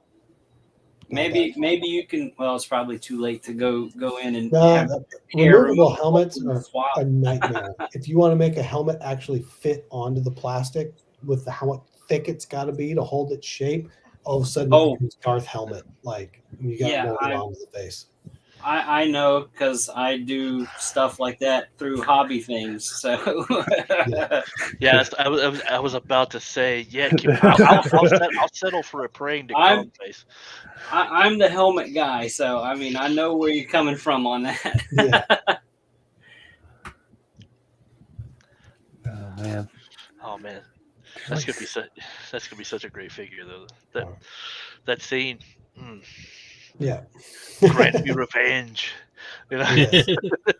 Otherwise, yeah. Yeah. I'll to hell with you. Right. Well, Brian, thank you so much for coming on. And no, this was great. Thank you guys for having me. Hopefully it didn't wreck your show. No. We can do that all by ourselves, man. Yeah. You clearly have not watched any other of our episodes. Yeah, previous episode, I completely destroyed that one. We got so flagged on that thing. It was my fault. It wasn't your fault. It's the interweb and the AI. But yes, please come back. All right. Have a great rest of your day. Yeah, you guys have a great holiday weekend. Hopefully everybody's got an extra day to hang out at the house and rearrange the shelves. Every day is a day at the house. Yeah, well, that's true. I don't leave the house ever, unless for an appointment. But yeah, I hear you. All right. Thank you guys very much for having me. All right. Thank you. Take care. Okay. That was so much fun. So awesome. All right, awesome. Well, I hope he gets some nice dinner in with the kids. Yeah. So, anybody have anything to add? Oh man, I'm still seeing so many questions. If we Yeah, didn't there's answer your so many question, I'm sorry. questions. I have no tongue for it. We do apologize. There were a lot of questions that were asked online elsewhere that we didn't even get to. Right. We knew the time crunch was going to kill us. Yeah. Yep. Yeah. And but yeah, at least Billy Beige Customs, you know what's best in life. So if you don't help me, I will consider other life choices. Oh goodness. That was so much fun. Yeah. Anybody else? Anybody got anything? Any follow up or announcements or anything like that? Well, we have we can talk about we're doing a show tomorrow with that is right. JM Scherf. That's right. So be sure to tune into that. That's going to be fun. If you love our theme song. Yeah. Even especially if you don't love our theme song. But yeah, I don't. If you hate our theme song, something's wrong. Right. Well, yeah. Apparently, we got an exclusive. I wasn't prepared for that, but we did. Yeah, we got some juicy bits. Copper Kid first. Yeah. Eat it, Robo. and all you other. I saw a comment. Somebody mentioned it's like somebody tell Retro Blasting because he canceled all of his Silverhawks because he was like, I did see that. Yeah, and he's like, I don't think Copper Kid's coming. Well, I was like, man, well, time to put on Toy Suicide Watch. No. He was just out, but just what I think. Silverhawks is off the site. You can't find them. I'm just canceling. Yeah. Yeah. I'm in. We're good to go. It's why every toy. I feel like everybody ends up getting an ulcer looking for something or waiting for something to get announced that they know is coming. Yeah. So what do you think's coming? Oh, man. I don't know, man. Like Technodrome. You think God, can you imagine? That would. That's too big, man. It's way too big. That'd be like a beach ball made of solid plastic. Because that's what the first Massive. one was. Can you imagine how big? Can you imagine how big the Sky Sled is going to be? Right? It's going to be like that, right? I mean, because Copper Kid, he's going to be. I mean. Well, we know it's nothing G.I. Joe, so he said yeah. Well, so this is the Mandora bike, the whatever. Yeah. So imagine just that longer with a giant ass set of wheels in the back. God. Yeah, oh my well, he has wheels. These have wheels that come down, but yeah, just big round wheels back here. You know what my guess is? It's gonna be the length of two of those. I'm calling it right now. Well, you probably could. Since it's such an elongated, it's a hot rod in space. Yeah. Something people have wanted for a long time. Yeah, no, that's true. What's the most iconic vehicle of the things that they own? Well, dude, what are those? I cannot think right now. My mind goes to what's already made, though. You know? It's going to be one of those where it finally gets shown and everybody's going to go, "Oh yeah." No, well they the not sled, but the Thundercats thing that's like this that flies through the air. This Sky Shredder, the Sky Cutter, and let's see. There was a bad guy one too, or the good guy one version. So they don't have Motu anymore, right? No, I don't think they do. That went back to Mattel, right? Yeah, I believe so. Yeah, I'm remembering that. So Motu's out. Well, I'm seeing toys of the Sky Cutter. Yeah. So somebody made that. So it'll be something that, right? Because you said it hasn't been made, right?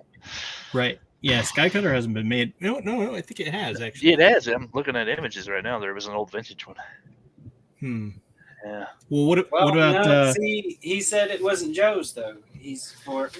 I'm sorry. I'm just reading the comment here. It's that weird cartoon where that boy turns into a Corvette.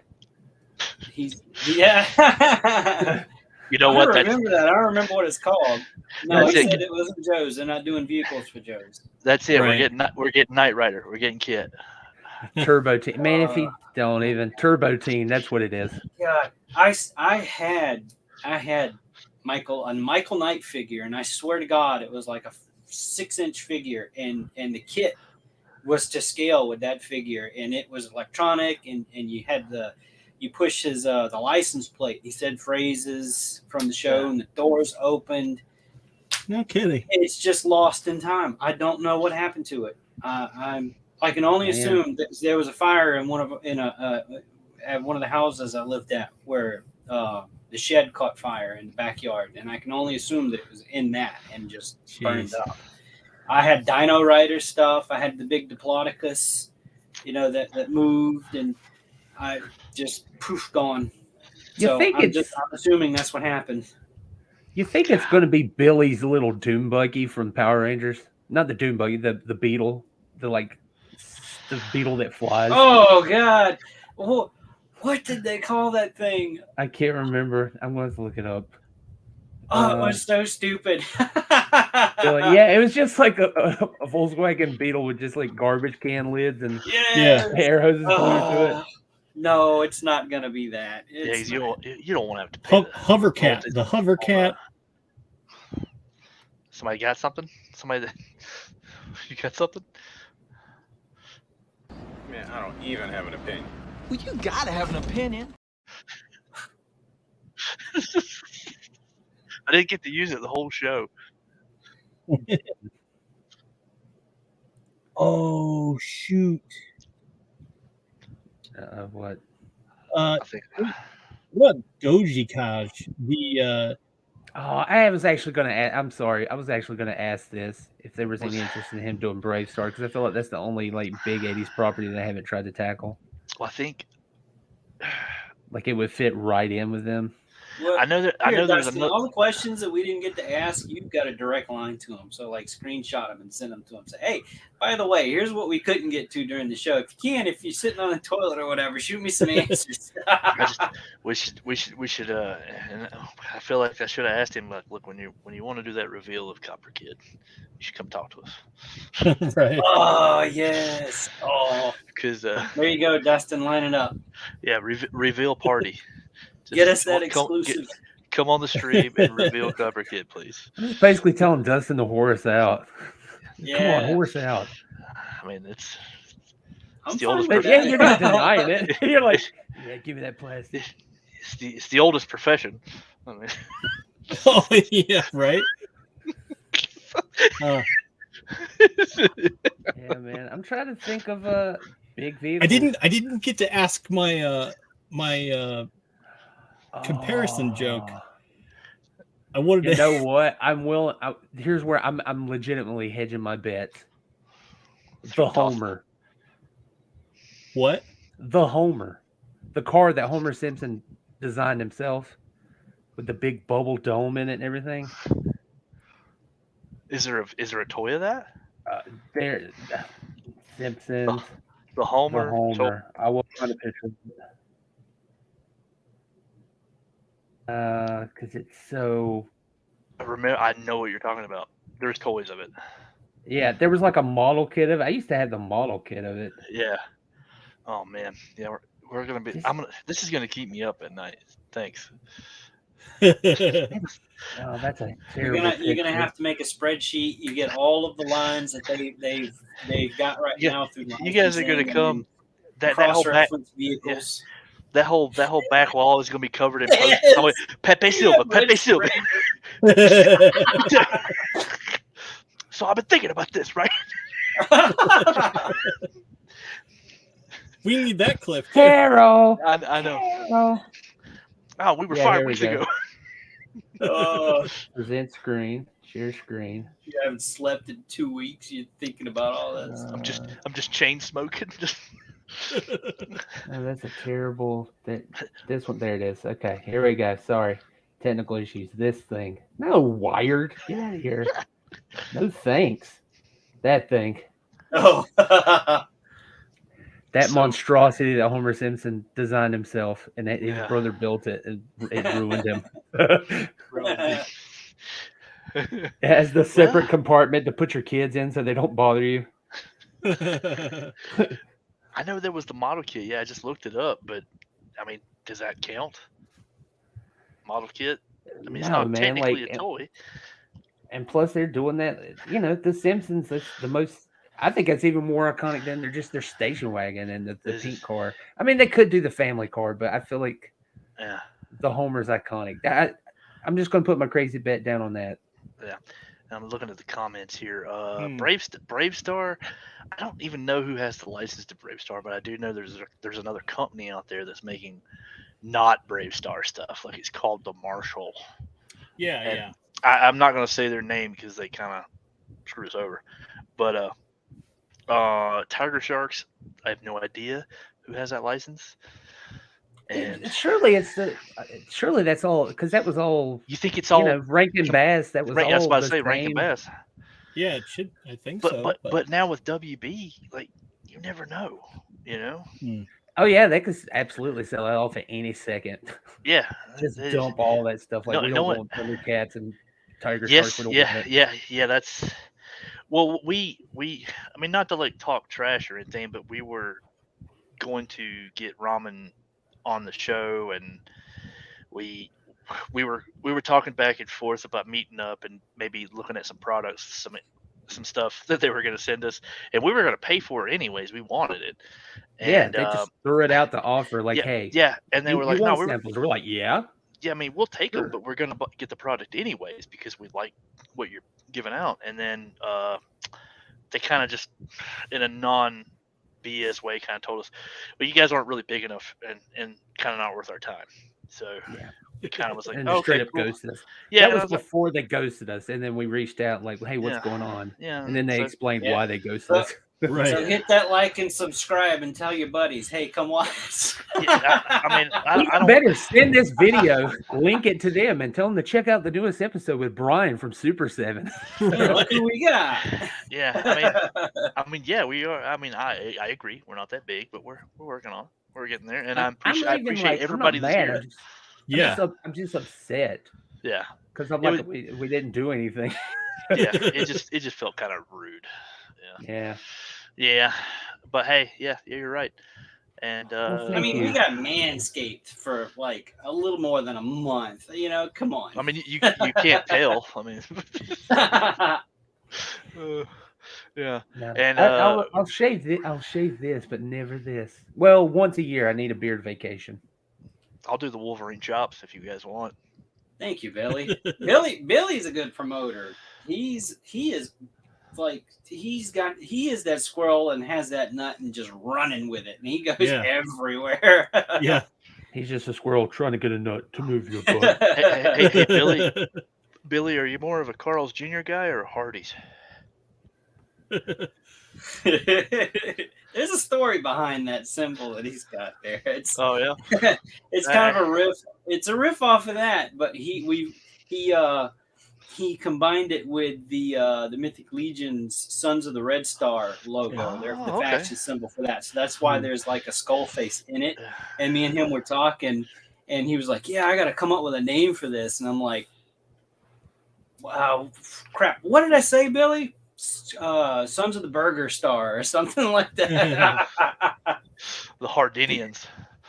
Do you think that the actor Tom Hardy, when he visits the West It's all Coast, Hardee's, baby. Yeah. Tom Carl Jr. Yeah. What was that, Bo? it's not. I don't even know if it's worth repeating because it's so stupid. I just said if Tom Hardy, when he goes to the West Coast, does he become Tom Carl Jr.? He doesn't respond. But yeah, I miss Hardee's because where I'm currently at is Carl's Jr. and I just find it unacceptable. Your brain just can't accept it, like an alternate reality. Like Hardee's. So I tell my wife, I want to go to Hardee's, and she's like, "There's no Hardee's here," and I'm like, "Yes, there is." You know, Jesus. But yeah, to piggyback off Really Bad Kid 72, I hope SUPER7 keeps going with Conan. Yeah, me too, bud.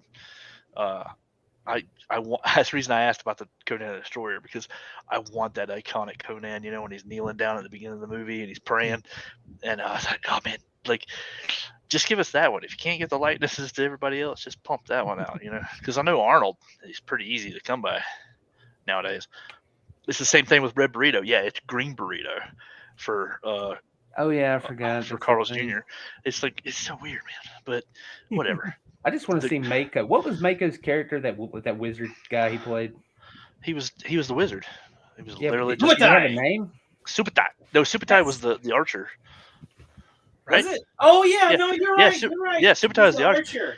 Yeah, you never. What's his name? I'm going to have to watch these Conan movies again. It's been too long. I don't. If I remember right, he never really gave his name. He Better just look it up quick. Yes, please. Let's settle this. It's comments. Can you beat him? Did Mako have Mako's character? Surely he had a name. So I have something to blow your minds. What do you got? I've Ramen Toys just agreed to come on the show. Thanks for watching, Ramen. It's too. No, I said I've never seen Conan. Oh, here it is. Anyways. Akira the wizard. Okay. You've never seen Conan? Come on. What do we got to do to? I think, where's it at? What I need to look it up. Go look it up, dude. It's. I know. I mean, I've seen it. Might blow. It might blow your mind because it's really good.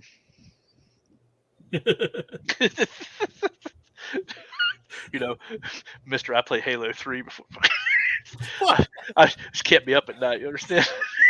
I wake up in a hot sweat. I'm like, oh, he played Halo 3 before 1 or 2. I did. I bet you didn't. I bet you didn't even play Reach, did you? Reach is the best one. Yes, it's still my favorite. Oh, I'm with you though. I've barely. I wouldn't even consider that I've played Halo. I've barely touched those games. Netflix has Conan. No excuse now. There you go. Thank you. Nice. All right. And up until I was gonna say watch Red Sonja too, but you blew my mind because my memory puts that as that was Conan, but apparently it's not. He says I'm in Caldor. Yeah. Okay. Yeah, he didn't have the rights, But just watch Red Sonja at your leisure, but definitely Conan the Barbarian. Oh my god, dude! Like that. Yeah. Just go. I don't know if you caught that, but he talked a lot about how we are in the golden age of. Yeah. God, I mean, just pick one. Teenage Mutant Ninja Turtles. How many different options do you have? Yeah, so many. And think about G.I. Joe. How many options you got for G.I. Joe now? And I mean, there's God forbid you get into imports. Yeah. I'm sorry. Oh, yeah. I'm sorry if you do that because I'm broke. Yeah. Well, Thanks everybody if you haven't subscribed, please subscribe. We do all sorts of weird, crazy shit here. Yeah. If anything, like, comment, subscribe to it. Yeah. Just do it out of spite now because yeah. Just so we could. Ramen can maybe booty call us at some point, and we'll be like, nah. But you guys had Matt Rod, and you had we'll give you free chargers. I already paid for a charger. Yeah, I know. Sucks. I still want it, but you know what? That's a different conversation. Yeah. Well, that's very uninteresting. Hey, but hey, good news though. We're getting Copper Kid. Yes. Yeah. Oh no, this is what I should. You bought. You're still gonna buy that charger? You sicken me. Yeah. I don't think I can get my money back. I think that's the thing with a lot of these pre-orders. You basically have to cut off a foot to get out of it. Mm-hmm. Yeah. So, but I mean, it's a 112 Dodge Charger that I can. No, I'm not gonna shit it. That is actually one of the things I was thinking about when he talks about how, everybody has their brand loyalty. It's how could you buy from that and all that stuff? I'm not gonna give you shit. Yeah. That thing makes you happy. It makes you happy. Yeah, for sure. Yeah, I mean, if you come over my house and I've made like a custom Vin Diesel, then you can. I don't know. Are you zombie? I can neither deny nor confirm this. Yeah. I want to. I really, really want to, and I'm hoping to convince the powers that be to go. At this point, we're even trying to just trying to make it to PowerCon. Just one day of PowerCon. So that is true. Talking about, we were talking about things that which one? Something. He's talking about the hell charger. Yeah. They really came back and bite them in the ass. Now everybody's doing vehicles. Like, I mean, yeah, everybody's doing vehicles, and everybody seems to have figured out that vehicles have a top, middle, and bottom. And well, I have not asked Todd McFarlane, and he has not said no. So maybe. I still love that Batmobile, man. I know that's got that gray top. The only way I will be upset is if he re-releases it with the Silverhawks caps and the fixed canopy. Then I will be like, Todd, I'm coming for you. Well, if I ever secure one, don't worry about it, Bo. We'll get him on the show next and pick his brain. God, can you imagine? We would get in one question, and that would be the entire show. Yeah. While he sketches, while he does an entire comic, while he be like, I just need, if you think I'm not paying attention, it's not true. I'm totally paying attention. I just need to get this out before 5 more minutes. And then he makes fun of Rob Liefeld's like haircut or his shirt or something. Yeah, he's had the same haircut since the 90s. McFarlane is Coke personified. I know, and I love him for it.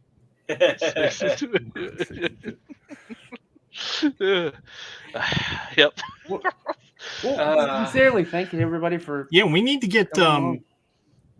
Yeah, thanks everybody for stopping by. You've definitely made the show a whole lot better. Yeah, I love chatting with you guys. What'd you say, Dustin? We need to get what? We need to get Bobby Valla on here too, because Joe Fest is coming up, and he has a really cool vehicle that it sounds like he's actually going to have it at Joe Fest. Yeah, and it's a really cool story behind that vehicle. If you guys, if anybody watched the Terminal List on Amazon with Chris Pratt, there's a badass cars that they're a bunch of security vehicles that come up, and they're like futuristic security vehicles, and no one knew what they were. And they're from a company called if you want to look them up, they're hilarious. They're Resvani. They're bulletproof. They spray tear gas from underneath them. They're insane. They're like almost $1 million a piece. And I know it reminds me of that Tango and Cash super van or whatever. So Bobby Valla like literally was like, man, that looks cool. I'm gonna call those guys. Hey, let's go ahead. And next thing you know, he's in a deal with them, and he's making their vehicles. That's the Resvani tank is now going to be the Vanguard. Yeah, nice. Yeah. Well, I know he talked about just in case. Wait a minute. Yeah. I wish someone made figures for. Oh man. Tango and Cash. That would be sweet.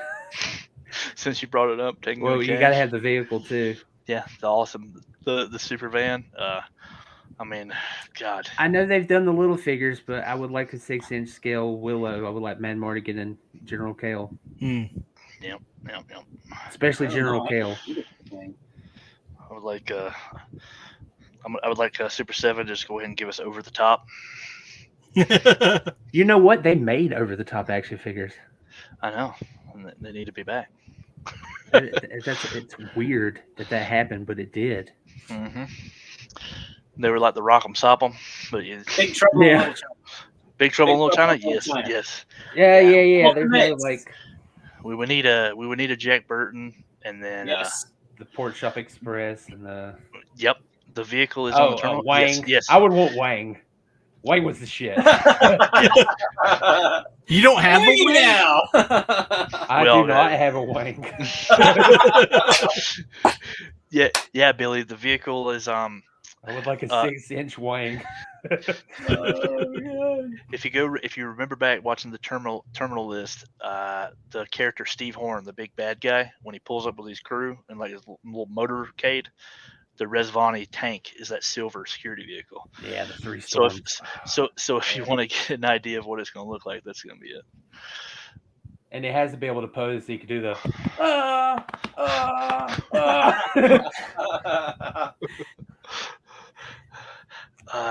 He did, and those were like when they were like statues. Oh, I guess I should highlight the comment to be more. McFarlane did do a Jack Burton. Was that McFarlane or was that somebody else? Oh, wait a minute. That could have been that other company that did like Patrick Bateman and everything. McFarlane did Escape from L.A. Yeah, that's and it was the statue. Which, good Lord, can we revisit that? Well, yeah, Snake Plissken doesn't have. That is weird that nobody's went to try to tackle that. Yeah, I would love another escape movie, to be honest. I know. I wanted to. They should do a prequel comment to explain whatever the hell this. You remember that one line where he's talking about you survived Cleveland? Yeah. I'm like, what does that mean? Well, when did that happen?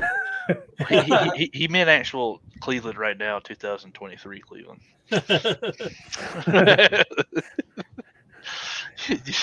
You ain't gonna survive that, dog. Not even Snake Plissken.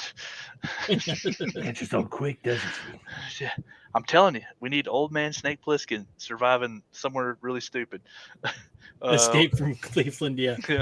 Escape from Fort Lauderdale. Yeah. Escape from Cancun.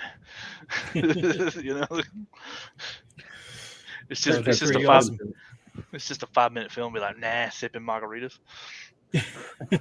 Yeah, but anyway, I'm sorry. They just run. Oh well, I was going to say combine it with Captain Ron, but let's get a Captain Ron action figure. Hashtag get Captain Ron. Yep. God. There's got to be somebody out there that's made a custom Captain Rons. At least one person in this world. Escape from Look, I live like 20 minutes away from New Orleans. I don't even go to New Orleans. So you can't you can't escape there because you won't go there. I'm out. I'm not even looking that direction. No, With wooden eye. With the wooden eye, yes. Well, we got us a fan. Yes. God. There you go. So yeah, send this video to Fwoosh and Pixel Dan and everybody so they can talk about how the Copper Kid confirmed for Wave 5. Oh yeah. Yep. Well, I guess we'll have to pay attention and see what happens. I mean, good Lord, man. We were straight up just stressed out about that figure. Like, I don't know if it's coming, man. What have I done? What have I done? Did I just buy a team that I'm always gonna look and there's a little gold copper hole there? And you could carve like a crude wooden one that you just paint. And you look, here he is. I made him out of my fingernails. Yeah, I've got some fingernails. Send me your fingernails. I need a space ride. I've cut all of mine off. I need more fingers. Just God. Bone protruding and bleeding. Yeah, no. But guys, thank you. That was a great show. That was a good show. That was a good episode. Yeah. Thank you for my Cabal buddies for joining the show, because that is like that, and my Instagram stories was the only places that I advertised this and was saying, hey, if you got questions, now's the time. Yeah. So I appreciate you guys coming and joining the show. Maybe you found a new show to watch. Yeah, I'm horrible at social media, so yeah, you can come harass me if you want. Anything else? Man, I don't know. Did you guys get anything in the box? Do we have any unboxed to open or talk about like that?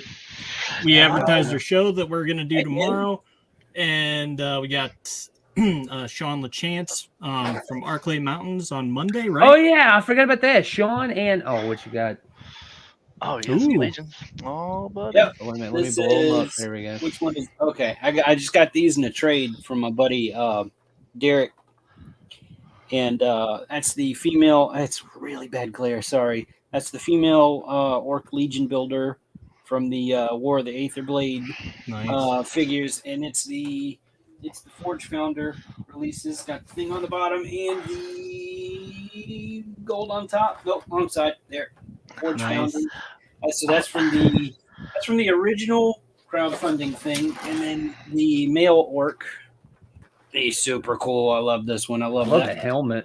I love the face, the painted face. Yes. Yeah, that was cool. That's the one that's going to be on my shelf. Yeah.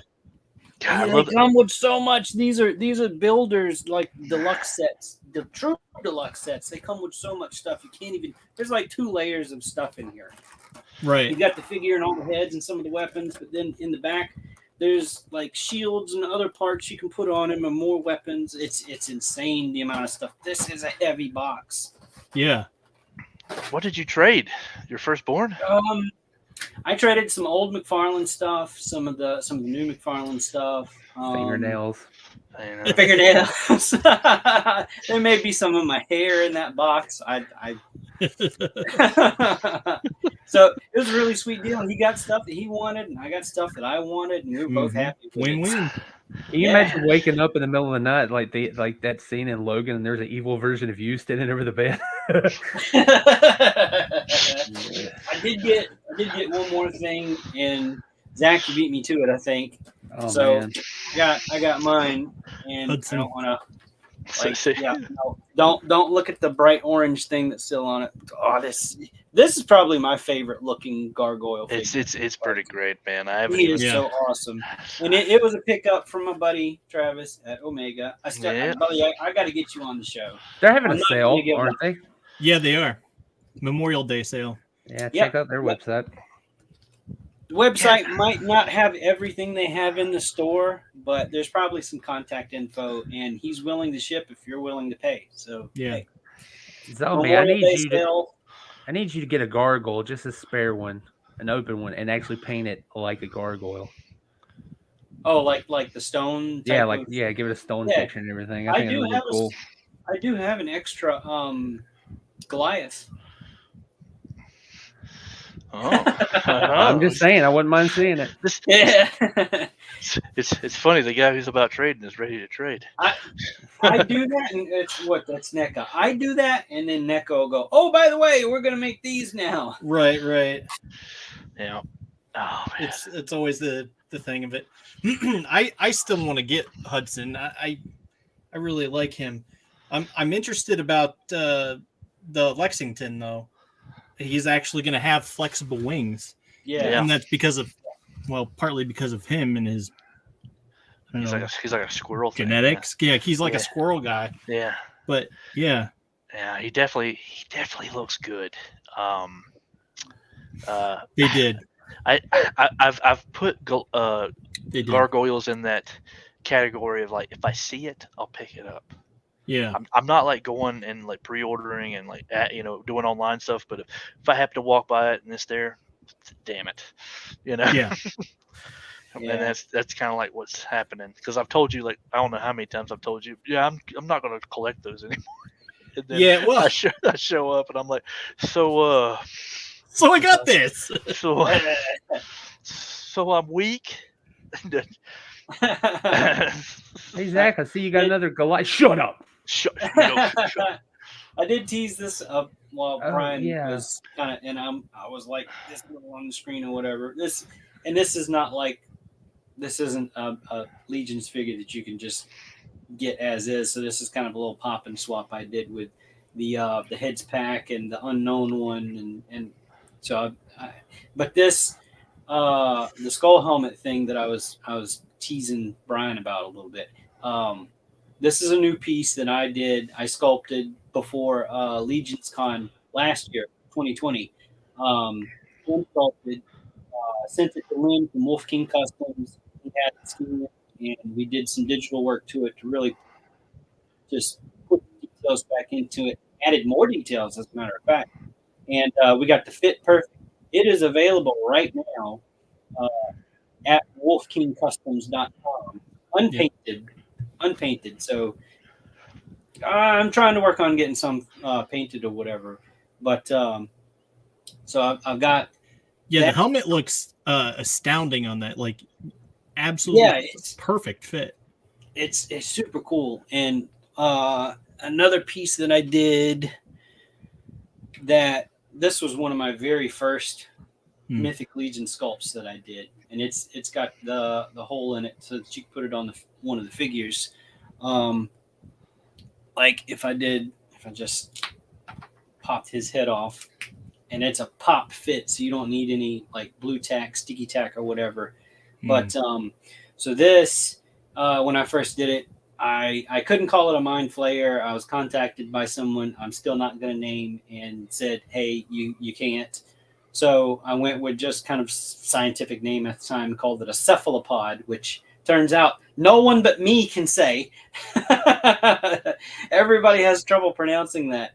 For a long time, it was never really available for anybody unless you came to me, and I was able to make a mold off of the original sculpted one, which is really risky, and make a hand-casted piece. So for years, I say years, it was like 2016. The only way to get this was an actual hand-casted poured resin piece, and the details that we were able to put in here through Wolf King, it's so much better than my original sculpt. It is my original sculpt. We just put a lot more detail into it, and that's available unpainted for now. Again, at wolfkingcustoms.com. So go buy some of my pieces, please. Anybody watching?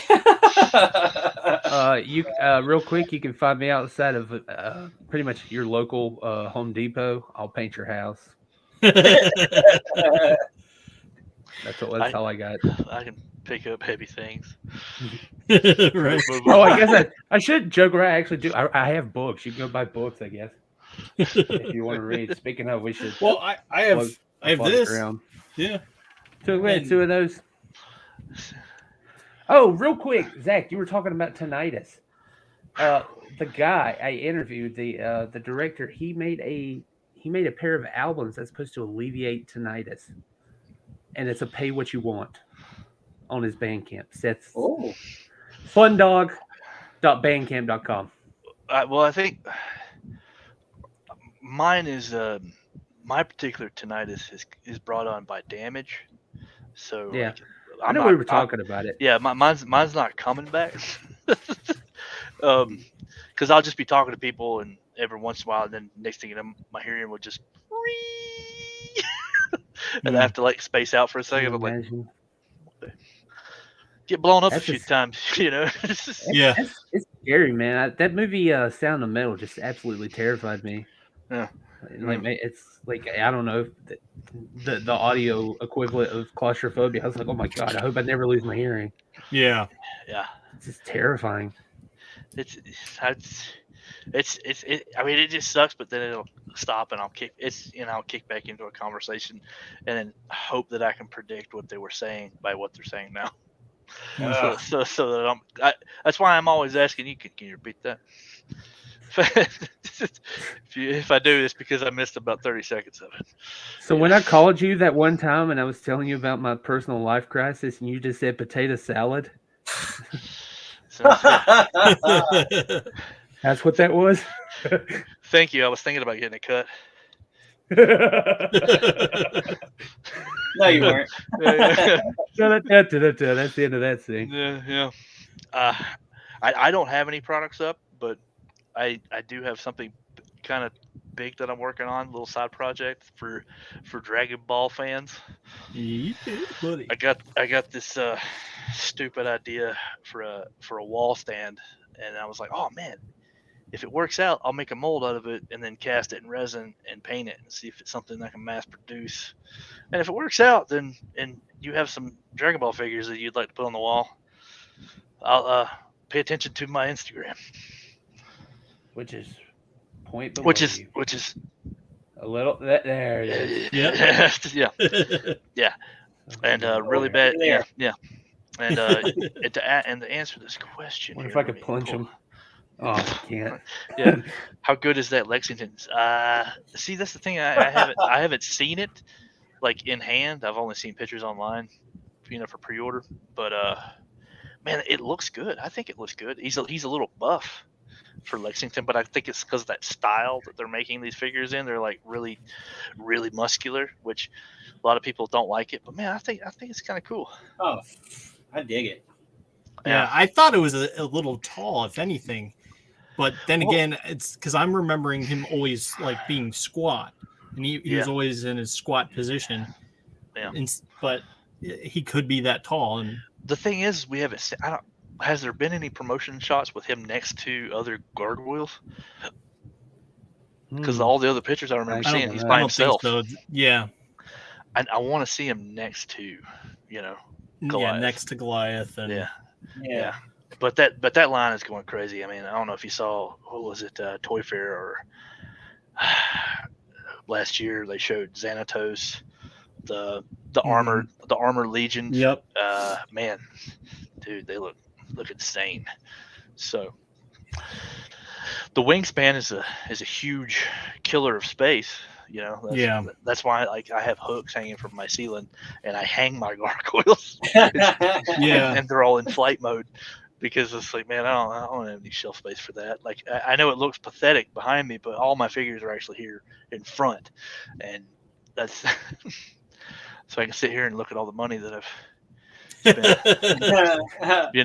at that Simpsons thing where all the pictures of Maggie are with Homer.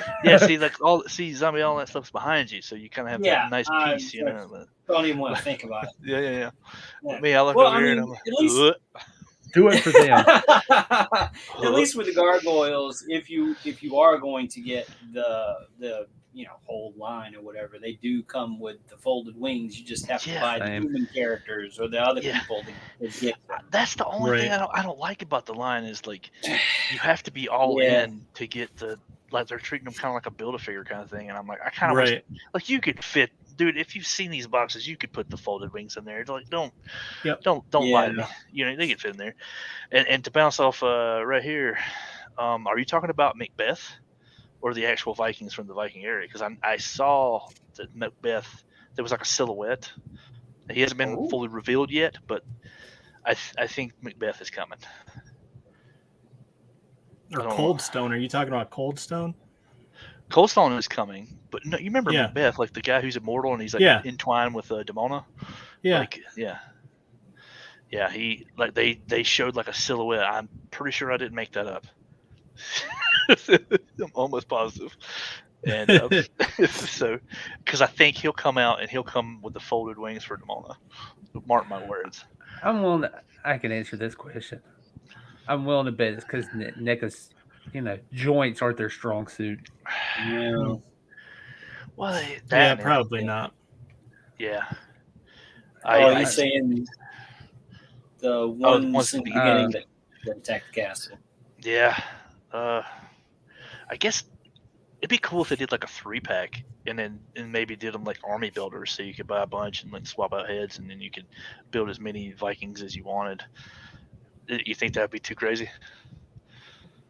No, I don't. NECA's done crazier things, I think. Yeah, I mean, because I don't remember any like standout Viking character that was like, oh yeah, that's the main Viking. They were all pretty much all assholes. Yeah. Which Vikings. It turns out they don't like that. It's like, oh god, you got stuff, I don't have stuff. I want that stuff. What was that joke? It's the GoFundMe from the. That's the original GoFundMe. Yeah.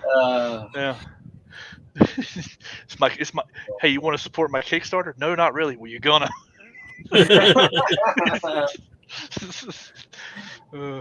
Time for your rewards. Yeah. So I better shut up. NECA could be listening now that we're like top level now. I don't think anybody's gonna take our ideas. No. Just send us a little royalty check if you do. And then I wonder if anybody tried. Let me see. Pull this up here, Billy. I thought about this. A flying Nimbus cloud. I've actually thought about it. Yeah, I kind of have it in the back burner of how I would do it. It's just the only problem is with casting it, I think it would be so damn heavy.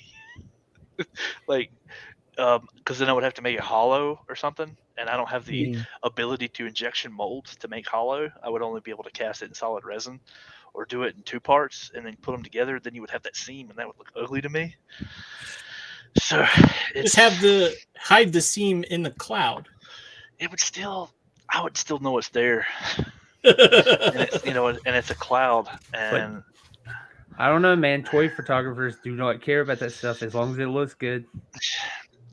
Because in my mind, I would want it to be solid enough to where it would to be stable enough for a figure. And because me, I do stands, and I'm big about stands on. I hate figures falling over, so I'm making stands constantly. I'm 3D printing, doing stuff, and I made those stands for you, and I'm big into that. So I would want it to be that, but also be stable, but not heavy enough to where it brings down your shelf. See, look, you got that. Somebody would buy it. Well, I told you, people will buy it. Well, let me work some stuff out and see what I can do, and I'll make some molds and paint some up, and then if you like them, let me know, and then we'll go from there. Clancy Brown played the Viking. Yeah, you're right. Icon. Jesus. I gotta go back and watch it, but just Clancy Brown in anything is just Clancy Brown. Yeah, he's amazing. He's like a top tier list of persons I would love to meet in person and just shake their hand and be like, you're one of the greatest fucking people that's ever existed. You keep doing what you're doing. Yeah. That's all I got to say to you, sir. Thank you. Yeah. So I guess I better get off here and get busy on some molds. Can't make it unless you're doing it. Yeah, the stand though. Keep in mind the stands. I'm doing that first. The plan is to be how when the Z character comes down, it makes a huge little impact blast when they power up and everything. Oh yeah. Mm-hmm. That's what I'm doing. It's going to be an impact blast, and it's going to be rubble, and you can put your figure in it, and you can hang it on the wall, and it'll be a floating stand, so you can mount your bars in, and there's no, you don't. It's floating. Yeah, they said do it. Doesn't matter how you do it. Do it. Yeah. If it's 2 parts, you can glue it. Yeah, you're right. We'll see, because like I said, I'm limited by how much I can do in my office. Yeah, if you do it, and Billy, if you get one, see, Billy's got his own channel that he does. He talks kind of like us about anything and everything, and he reviews things. And everybody knows Billy. Well, I'm gonna have to come check you out, Billy. See what you got. But join us tomorrow. Mm-hmm. We're talking to JM, and then Monday we're talking to Arklay Mountains. Yep. Who recently released what was it? Dark Souls. Jeez, a Dark Souls themed metal album. That was really fucking great. If you're into that, is it still available to pick up on cassette too? I don't know if they sold out a cassette. I totally bought a cassette. Oh my God. I was like, I gotta have a cassette of it. That thing you sent me today, Dustin. Oh my God, I wanted to reach the screen and strangle that girl. I know, right? What happened? What am I missing? So I sent Zombie a meme earlier, and it's this girl. She's talking about, I got this antique radio, and it has this thing that says tape, but I don't know, why would you store tape in there? And then she's talking about, maybe it's, someone said it might be for, your iPod.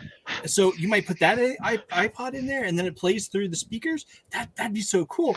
I don't really know. And blah, blah. She's just going on and on and on and on and on and on and on about this. We're not. Come on, that's like us acting like we don't know what an 8-track is. They're like, what it's like a fat cassette? It gets to the point where she asks somebody in the store, do you sell that tape? And the clerk tells her, oh no, we end up just throwing them away because nobody buys the cassettes. And then the girl can't even say cassette. She says gazette or something. Cassette. Cassette. Yeah, cassette. it's what are you this can't be real. Hold on real quick. Keep talking. Yeah, so it's on to sell an album. Well, hey, you know what? I was just thinking. I was talking about stands. I got one right here. I come up. The idea was, tabletop, minis. Well, I came up with the idea. I was like, well, man, what if I make like, Hang let on. me zoom in on you. this is There you a this is Oh a yeah, I totally got one of those. I love yeah it. this is for 112 action figures, and I put nice little rubber feet on them so they stick to your DTOFs or your little whatever I do mat or whatever. And then there's a little peg. I have like other peg size, so if you want to do like Mezco or Legions, whatever you want. And He does the moon. He did me a moon surface for my Buzz Lightyear. yeah, I did a moon and everything. But yeah, I was like, It's I did great. this one for Obi-Wan, and Lion-O. What here? I wanted to do this because I want to sell this because they totally did. And it's Bandcamp, so that means you can listen to it free before you buy, which is really cool. But it's really cheap anyway, so you might as well. There you go. Oh, Yeah, I don't think it's. I'm gonna play a little bit of it. I don't think it's gonna hurt.